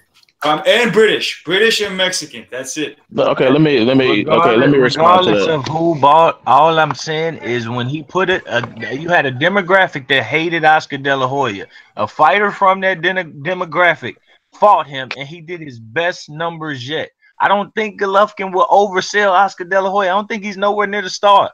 But 400,000 buys, 300,000 buys for Golovkin, Charlo. Yeah, but that doesn't mean that black people bought the pay-per-view. Why do you have to interrupt? I'm not even talking to you. You are totally against the fight. I'm totally against the fight. I would counter his point. People will buy the fight to hate Golovkin. Some will buy it to support Golovkin. That's all speculation. That's all speculation. I think it's speculation worth trying for when you can pay it for $70 fucking. You can make people spend $70 fucking dollars. You don't have any evidence. And Golovkin, you don't have any evidence for any of your claims. You don't have any evidence. You just talk shit, but you don't have any evidence. We don't have no evidence, but this is what the podcast is for. You know, it's all speculation. When we was talking about the fight period, we were giving our thoughts on how this number would do. Of course, we don't have any evidence. How would you find evidence? You would have asked. Well, I got evidence for you. I got evidence. I just gave you evidence. No, you didn't give me evidence because. Okay, well, let me explain. If you let explain me tell you that. Demographic numbers, if you explain let me tell you something then. I did give you evidence. You just weren't paying attention. This is how you make a lot. You said. Well, let me repeat because I don't think you got the point. Let me repeat what I said because I don't think you got the point. When you have a certain majority in a certain country with most of the money, it is logical to assume, especially if you go to fights and you see who the majority of the fans at the fights actually are. Outside of Omaha, Nebraska, when Terrence Crawford is fighting, it's white people, it's Mexicans. And if it's those people that are the most numerous people in the country with the most amount of money in the country, it's logical to assume and presume that it's them mostly buying the fights, not the 12% that don't got a fucking penny to their name. All right, so it's just logic. No. So I never bought a pay-per-view because I'm black. Like, what are you saying? He's not. I didn't say that. I didn't say that. I didn't say that. Okay, so look, those people know that fight is more. The people you're saying at that fight, the Mexicans, the white, those that are educated, they know. Hey, maybe I should buy Charlo before I buy Lemieux. And next thing you know, you have a competitive 200, 300, 400,000. I think between 300,000, 400,000, and that's over $20 million fucking dollars for Gennady Golovkin, and he should be making that kind of money. I'm talking, Mr. S. David Lemieux. Mr. S. David Lemieux is more known in America than Charlo is. Oh, that's the scary thing about it. He's never headlined a U.S. card a day in his life, other than when he's a B-side. You have Charlo about to fight on NBC free TV. Let me respond to the guy. Was that Carnival? Was that Carnival explaining the demographic? Was that Carnival? Yeah, go ahead, Battle. Go ahead. Okay, look, Carnival. Okay, how many times do you... Okay, let's say you go to McDonald's. When was the last time you went to McDonald's? He would never go to McDonald's. I mean, when was the last time you went to Burger King, Wendy's, anything? Just tell me when was the last time you went to a restaurant? Like 15 years ago. I don't okay, know. Okay, let me just make saying that if you were to go to a theater, do you see these rich people like Bill Gates just sitting in that theater? You know, you see middle class, low class people, don't you? You see most of them people buying tickets, don't you? You look at the lower class, and you do. I'm asking you, do you see it? No. All right, we got your point. Do you see it? I'm asking you, do you see it? Yeah, I tell you what I see. Whenever I go to fights or I look at in a crowd on AGO or whatever, I see majority light-skinned people in the crowd. Except if it's like Omaha, Nebraska, then Terrence Crawford got a big black following. But other than that, I see mostly white people and Mexicans at these fights. And I've been to fights and I watch fights on TV and I look at the crowd. I see primarily light-skinned people. That's what I see. And the cheaper route to watch the fight is to buy a pay-per-view instead of buying a ticket, getting a hotel, these things. So it's still a way for the audience you saying don't have Well, much. it's Still a way for them. But it's unlikely. But it's unlikely. It's illogical. You guys are like racially motivated. You probably feel personally affected because I'm simply telling you that it's a big fight for our market right now. Charlo. Yeah, okay, that's cool, bro. You've been talking about it for 2 hours. That's cool. Most of us disagree. It's all good. I think we should probably move on and talk about something else because it's boring as fuck. Man, we're talking about a fight that ain't even gonna happen. This fight ain't even gonna happen. How much money did Herd Lara make? They gave free tickets away because nobody. Yeah, they don't even. But that's not PBC. If a they don't Golovkin promote. was in it, it would be a much more bigger fight. Can you agree to that? Okay, did. I can't agree with that. I'm sorry, bro. But if that's the case, that's fine. But then what you got to understand is that if Golovkin is carrying the promotion, Charlo better not be asking for less than 5-7%, and that's never gonna happen. Wait. Come on. But like it's like 25%. Recognize. Wait. Let me recognize. Let's recognize. Get in there. Recognize. Okay. Get in, mate. Go on. Low place. You do understand how business works, right? You know how it. Okay. He has no clue, bro. Let him talk. Okay, listen. Yeah, listen. I own my own business too. I own my own business too, and I'm gonna explain to you. You see, I make a certain amount of money. I get certain amount of contracts that pays me a certain amount of money, right? After I pay my guys, I'm expecting a certain amount of money. I'm not gonna go do another building, leave another building that I'm doing, getting that certain kind of money for less pay. Neither will my workers. You get what I'm saying? Callum Smith isn't going to bring you any more money than Golovkin. What I'm trying to say to you is that Golovkin has obligations. Okay, not only that he fights for himself to make the maximum money that he can make, he also fights for people that are on his team. It's not just for him. Okay, at this point of his career, he's 36. He's going to be 37 in April. Okay, he ain't looking backwards for Charlo. And how is Callum Johnson? Callum Smith. Listen, I hear you. I hear exactly what you're saying. Callum Smith brings a UK fan base. What is the money? Okay, how many millions? What amount of millions? Hold on. Let me place. What amount of millions are you predicting? That's what I want to know. Really quick. I can't predict that, bro. I can't predict that. Well, I'm doing it for you. But no, listen. When he fought Kell Brooks, that was his biggest payday at that time. How much? 7 million? 7 million. Right, 7 million. Okay, but wait. You're talking about a guy who's making $2 million at that time. 7 million is a big, nice jump off. I agree. Triple. Okay, so wait. So he's doing his job. Okay, he's getting bigger. That's what that means. He's getting bigger. Now he just fought Canelo. He fought Canelo for $30 million, bro. And now he's bigger. And now he lost. The thing is, he lost. So why? It's not going to get let bigger. Me explain something to you. Why would I fight Charlo? Go for the biggest. Why would I fight? I honestly do think. Okay, look, I can't predict the future, but what if Charlo's like, yo, the Canelo fight just made him a lot more popular. I want 30% out of a.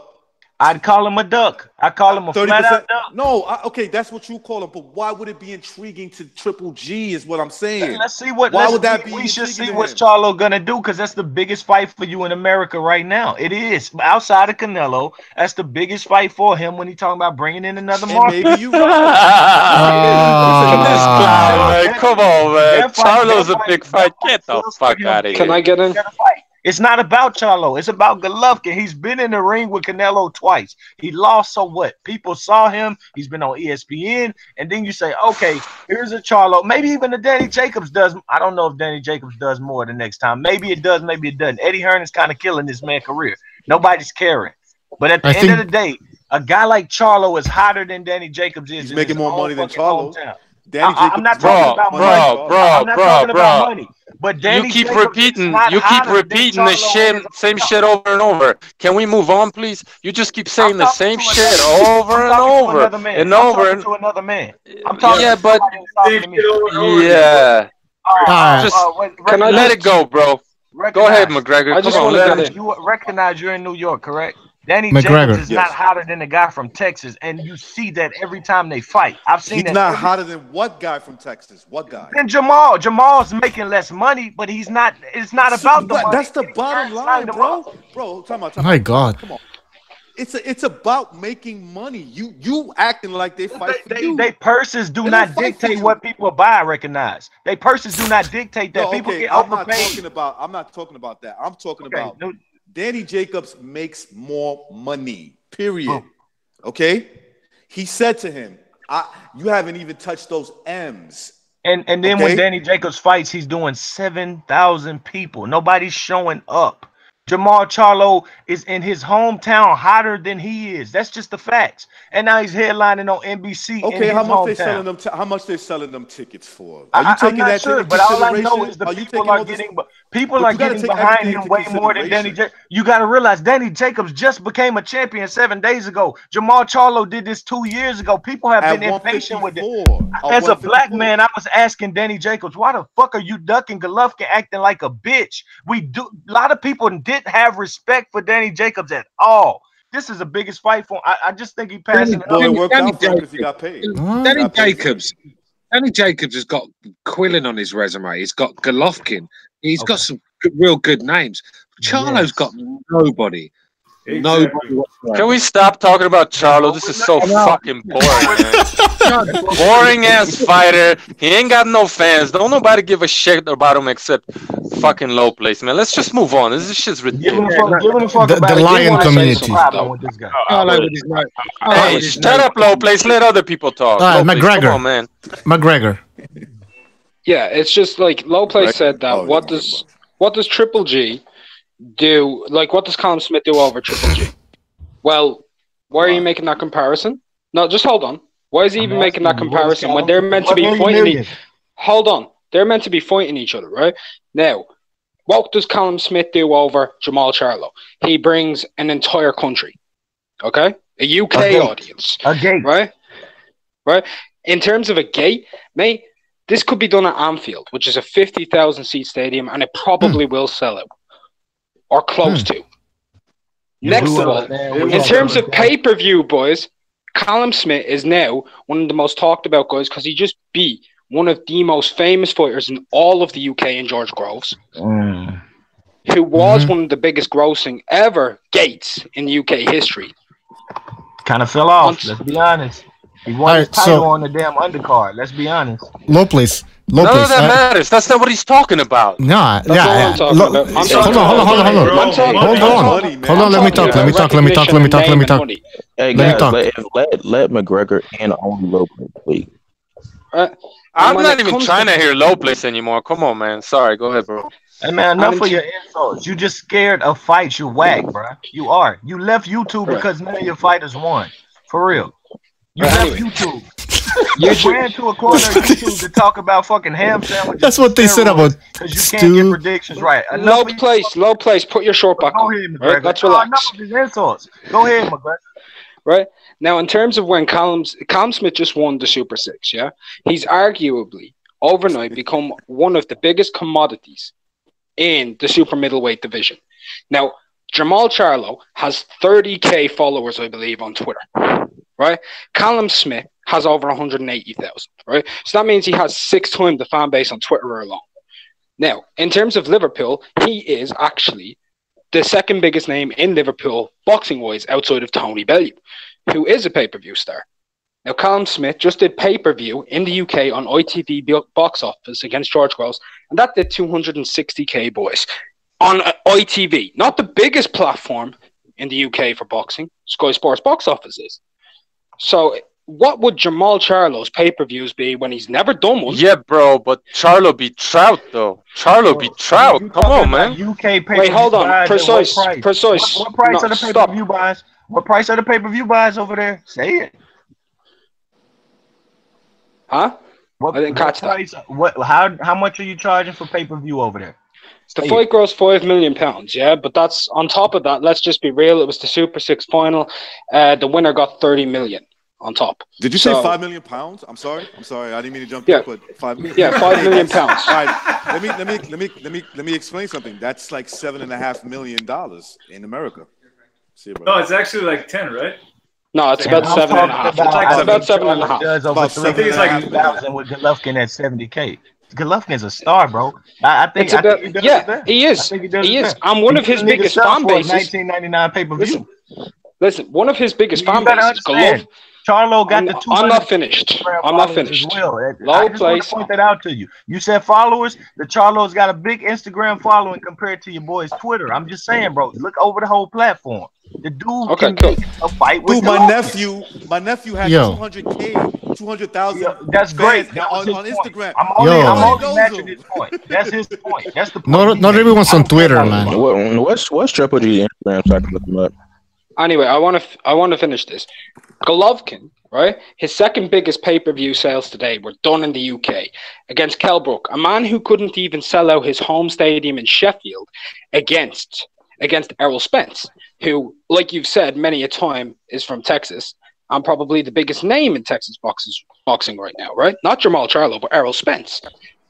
So if that's the case, if you break this down logically, as Precise keeps using, it would make more sense. Now, I know you're talking about for American boxing, but I'm talking for world boxing because I'm a boxing fan, not an American boxing fan. So we're doing this business, but you're not putting the taxes in what 2 or 3 countries he's gonna be paying. You want to put that in there as well? Since we're talking about Callum maybe making I don't even think Callum grosses more over there, but you want to put that in there as well? The two taxes? I don't think Triple G's going over there again. I don't think he has to. I think he needs to man up and needs to get the black audience to hate him like Floyd Mayweather did with the Mexicans and pay for it and make them pay you. And that's what you think, right?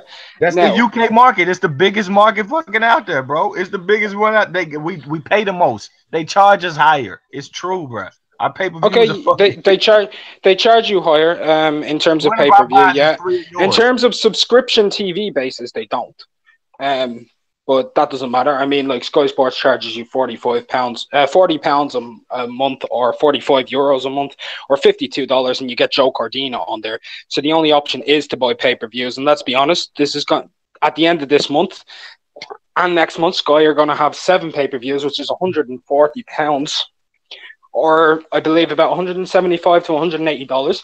And that means that America's only had 2 pay-per-views this year, by the way, which would be 80 and maybe 60 to 70, which would be 150. I wish we had less. I wish we had less. Okay. I wish we had even less than that. But that also means that British fans, listen though, please, that also means that British fans are actually spending more on pay-per-view a year than US fans, even though you want to talk about like Congratulations, finally. Congratulations, finally. We've been getting raped over here with pay-per-view. Yeah, but you said no, hold on. You said that you spent more. I was just countering that. Now, when you actually think about it, Callum Smith brings an audience from the UK. Golovkin has a worldwide audience, and arguably his biggest fan base might even be in Britain, because he was the bigger name and the A-side against Kell Brook in England, and that sold out at the O2. Kell Brook then went over to Sheffield, to Bramall Lane, couldn't fucking sell out against Errol Spence, like you said.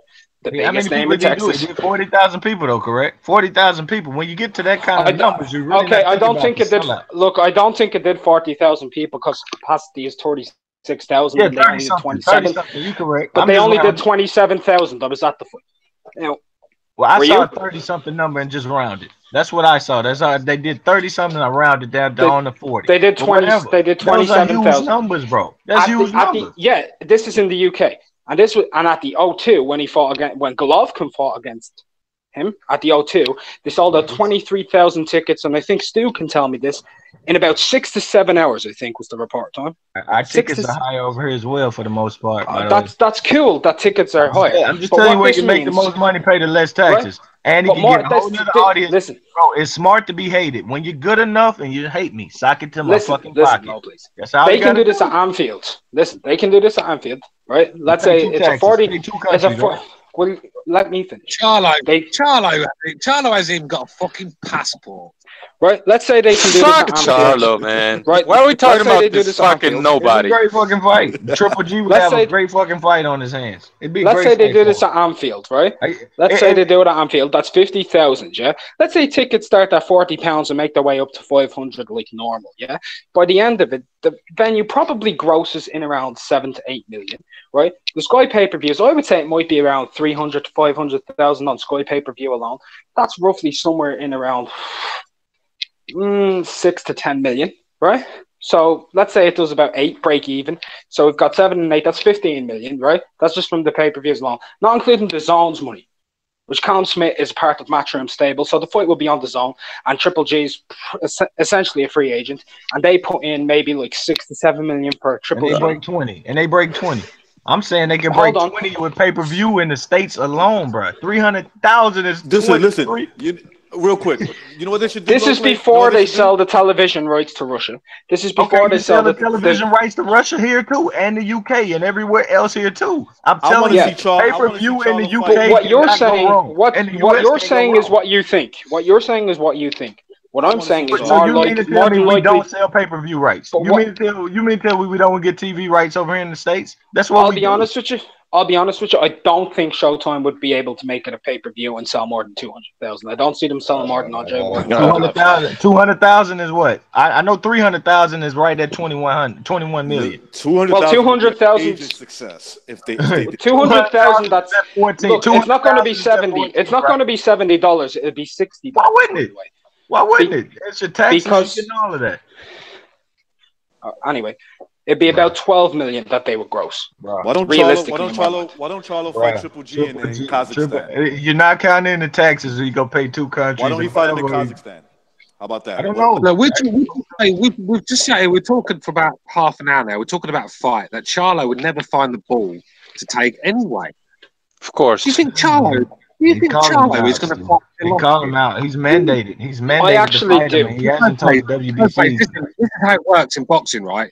Fighters are told to call out other fighters. You have to call them out. You're not told to be mandated by the WBC, though. Low place. This is not your show, bro. Let other people talk. Making a bullshit. Please.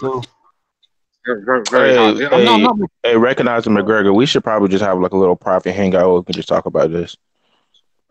Just say we can just agree to disagree, whatever. I mean, if people just want to get emotional.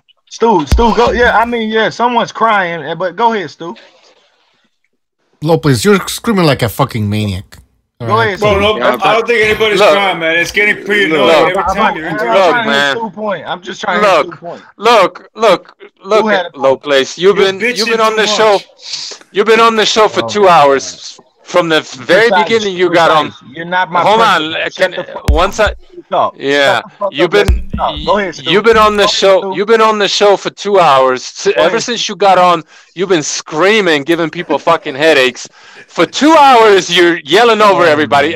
No one even once agreed with anything you had to say. But it doesn't fucking faze you. You just keep on yapping. Dude, let Stu go ahead and finish talk. Yeah, I was just going to say, we're sitting here arguing about a fight that Charlo has got no intentions of taking. Do you honestly think?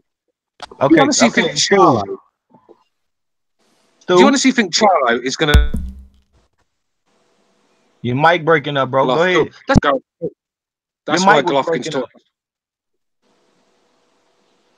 That's why Golovkin was talking about moving up, because he doesn't see Charlo as a guy that's serious. So why hang around in a division? Why hang around in a division? There's too much fuckery on that side of the fence. I'll finish it up by saying this. Too much bullshit. A guy's mandated, and he's not running from the mandate. He's mandated and not mandated and not running from the mandate. When he does that, you will have a point. But until then, you're making up something that's not even an issue. And you have a guy that is in a mandate. If this was someone else and they were saying, yo, I'm in this mandated fight and I'm not talking about it. You go I can counter that. I can counter that. Low place. Because it's emotional for a lot of people. Low place. Low place. McGregor. Go ahead. Yep. Go ahead. I just want to know why Charlo accepted step-aside money if he doesn't duck. Say what? Why did Charlo accept step-aside money for Golovkin to fight Canelo? Why did he accept the step aside? Nothing about a step. I mean, we can say. I thought he should have. I thought he should have. Bigger money. A lot of fucking money. We can say he money, McGregor. I never heard anything about step aside money. Hey, listen, brothers and sisters. You guys been complaining about this for too long, bro. Brothers and sisters.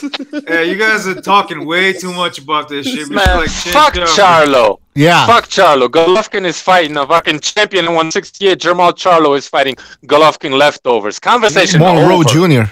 Monroe Jr. I know. I just want to correct something. He never took step aside money from the guy. Yeah, you need to get that right, bro. Never took. Yeah, Charlo needs to make some offers. I got actually a bunch of things to say about Charlo. Charlo, yeah, there's the contract thing, like Bucho keeps on saying. The motherfucker don't send no contract. Another thing is, yes, he had to prove himself, like I keep saying over and over again. Willie Monroe will be his the moment that he proves himself. Because the other guys he fought, chumps. All of them chumps, except for Trout, chumps. All of them were fucking chumps. What do you guys think about the James? What do you guys think about the James DeGale and the Chris Eubank fight? Great fight. I like that fight. Great for them. And Caleb Smith, I'm not finished yet. And Caleb Smith is a lot more dangerous than Charlo. End of story. End of story, bro. We know how you are about Smith. So you're right. You're right. It doesn't matter. It doesn't matter. I just told you he might lose against fucking. You just told me Willie Monroe was a big acid test. So whatever, bro. No. In 160 it is. Who's he fought on 160, bro? Okay. Who's he fought on 160? Right. Tell me somebody besides the one-legged man. All right. Hey, BDA. Monroe's a good fight. Yeah. Good fight. BDA. Do you have a soundboard for The Rock where he said it doesn't matter, so we can move on? Because I really wish you had one. You could just play it right now. Triple G got mad fanboys, man. Mad fanboys, bro. All right, we have to move on. No more Charlo. Somebody mentions Charlo, and they're out. All right? No more. Triple G paying bills around this bitch. All right. That's it. Damn right. Fucking crack, man. I don't know why you put this crackhead on the show. Yeah, I mean, he got in. Come on, I wish he got in. I respect him. Hey, listen. Never coming back. He's never coming back. Don't junkie, man. Get the fuck out of here. This is too personal, man. Fuck all that. Get that fucking crackhead off, man. I'm a Triple G fan. Hey, I'm a Triple G fan, but I'll never ever put Loma underneath Triple G. And I like Loma, but I'm a bigger fan of Triple G. I respect boxing, bro. I don't put fan shit. I'm not a fanboy, even though I like him. I love him like you love Stevenson. Suck his dick and shit. Boxing Styles. This is why I'm gonna shut you up right here. What was Gary Russell? What was Gary Russell? Other than the A-level fucking prospect when Lomachenko beat him. What was he? Here we go. What was he? Let's just answer quickly. What was Walters? What Listen, was Walters, no, you don't need What was Darnell? You're trying to go around it. I'm not going to talk to you. I mean, Boxing Styles, you did tell me that Golovkin would knock out Tommy Hearns and Marvin Hagler. I did not say Marvin Hagler. Boxing Styles, can you answer my question, dog? Can you answer my question? Okay, ask me what you're saying. So Gary Russell, Lomachenko is just a battle of an A-level fighter, A-level prospect, excuse me, right? And he beat him over 12 rounds. You probably thought, hey, he's proving himself, he's improved. I did. I thought he was improved. Okay? But when Charlo fights an A-level prospects and finish him in less than fucking half the time Lomachenko did, he needs the acid test, do more. And why, bro? Why? Russell to Santino? Crackhead.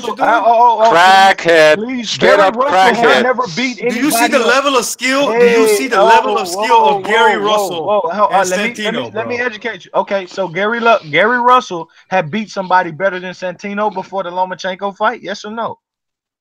Yes or Gary Russell, after Gary Russell lost to Lomachenko, he won a fucking title and defended it how many times? What's J-Rock doing? Nothing. Get the fuck out of here, man. J-Rock is still a prospect. Show, man. I'm sorry, but it's on the way for a title shot. Didn't they lose a lot later than it? Didn't Gary Russell have to wait a bit to get a title shot? That's kind of how it works. And he's on his way to another title shot. I think J-Rock is still a prospect, right? No, it's not. You got a chance to win the belt.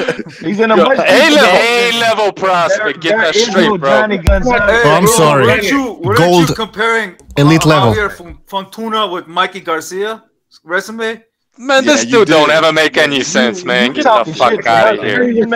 I disagree with you on that one. You making things nobody said. But I tell you what, there is no Johnny Gonzalez level champion at 154 pounds just to go steal a belt off of. So he may never become a champion.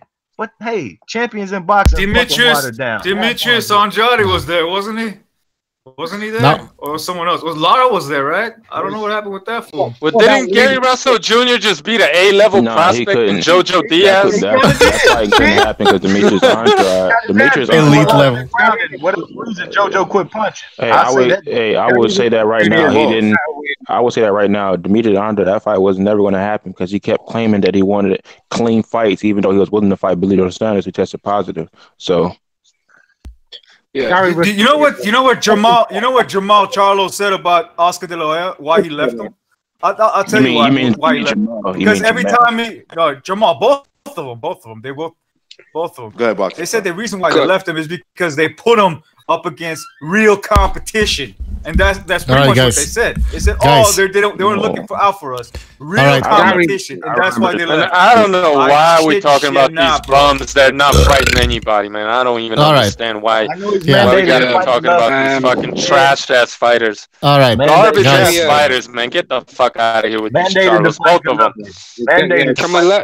That's fucking Milli Vanilli. Get the fuck out of here with these Milli Vanilli looking ass motherfuckers, man. They're not even fighting anybody. Can we talk about some real fighters, please? Can we let Corruption speak? He tried to come in about 5 minutes ago. He was asking to talk.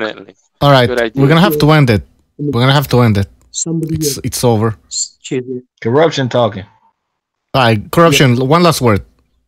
Yeah, no. Somebody mentioned Chris Eubank Jr., James DeGale. Now, I'm not sure if that fight has been made, but a quick prediction: as atrocious as Chris Eubank Jr. is, I favor him strongly for the fight. 2 reasons. If you look at the guys who have defeated Chris Eubank Jr., Chris Jr., 2 fighters, Billy Joe Saunders and George Groves. Now, what do they have in common? Both of them have got fantastic jabs. What does James DeGale does not have, and he's never used? A jab. I think Chris Eubank Jr., for that reason, will just walk through him, rough him up, and probably even stop him. All right. Well, on that note, we're going to have to end the show. Thank you all for coming. And Low Place, I guess we'll see you in another 3 months. Because the consensus it's like I told you, man. From time to time you can come. From time to time. But that's it. With your crazy opinions. I just want to get in before we go. Denying a black audience that shows up. Nothing crazy about that. All right. To pay 2 fucking country taxes. You know what I mean? Nah, I'm just saying. You know, Adonis Stevenson being pound for pound #1. That's all I'm talking about. But no, man. Great, man. I'm talking to a screen, talking to my fucking self. Peace. Go ahead. Love the panelists. I just wanted to say before we go, I mean, I think Battle said about boxing style, saying that Golovkin would beat Tommy Hearns and sort of like laughing about it. Golovkin would knock Tommy Hearns spark out. Anyone that knows anything about the true meaning behind that, we was talking about Marvin Hagler. And we was saying, I couldn't really, now that I think about it, I can't really make the comparison because Tommy Hearns is not really a true 160 pounder. His best weight was probably 147, 154. So even then, that would be. Bro, I never ever said that Hagler gets knocked out by. Well, actually, you did. I mean, even if I did, it's my opinion. It's my opinion. That's my opinion. That's my opinion, bro. But I'm gonna be real with you right now. I don't think you'll knock him out. I think you'll beat him. A decision, prime, triple. Even at this point, you'll still beat him. All right, man. You have to end it. Decision. All right. That's what I believe in. I don't want to see him knocking him out. All right. Thank you for coming, guys. Triple G going we'll see you next time. So just say you spark him out. I don't fucking know about that. Crazy. Tommy Hearns, bro. It's Tommy Hearns. Tommy Hearns has a terrible kick. Tommy Hearns, you can't get his one. gets hit. Yeah, he could outbox. He couldn't keep it. Everything with hands, he gets I didn't see Triple. I didn't see Triple. Keeps his hands slow. Tommy Hearns keeps his hands slow. But the only person if the guy just ain't gonna walk Canelo punches, he ain't gonna walk through Tommy Hearns fucking punches. The guy ran from Canelo almost last night. Canelo, he boxed Canelo. Fuck out of here, bro. From Canelo. Canelo is not. I'm gonna tell you something about this. I'm gonna tell you something about this Canelo fight. I wanted to say. Go ahead, come on. I want to say this is my last shit. I'm gonna say one more thing. This is my last shit. I rewatched the fight with Triple G. Canelo.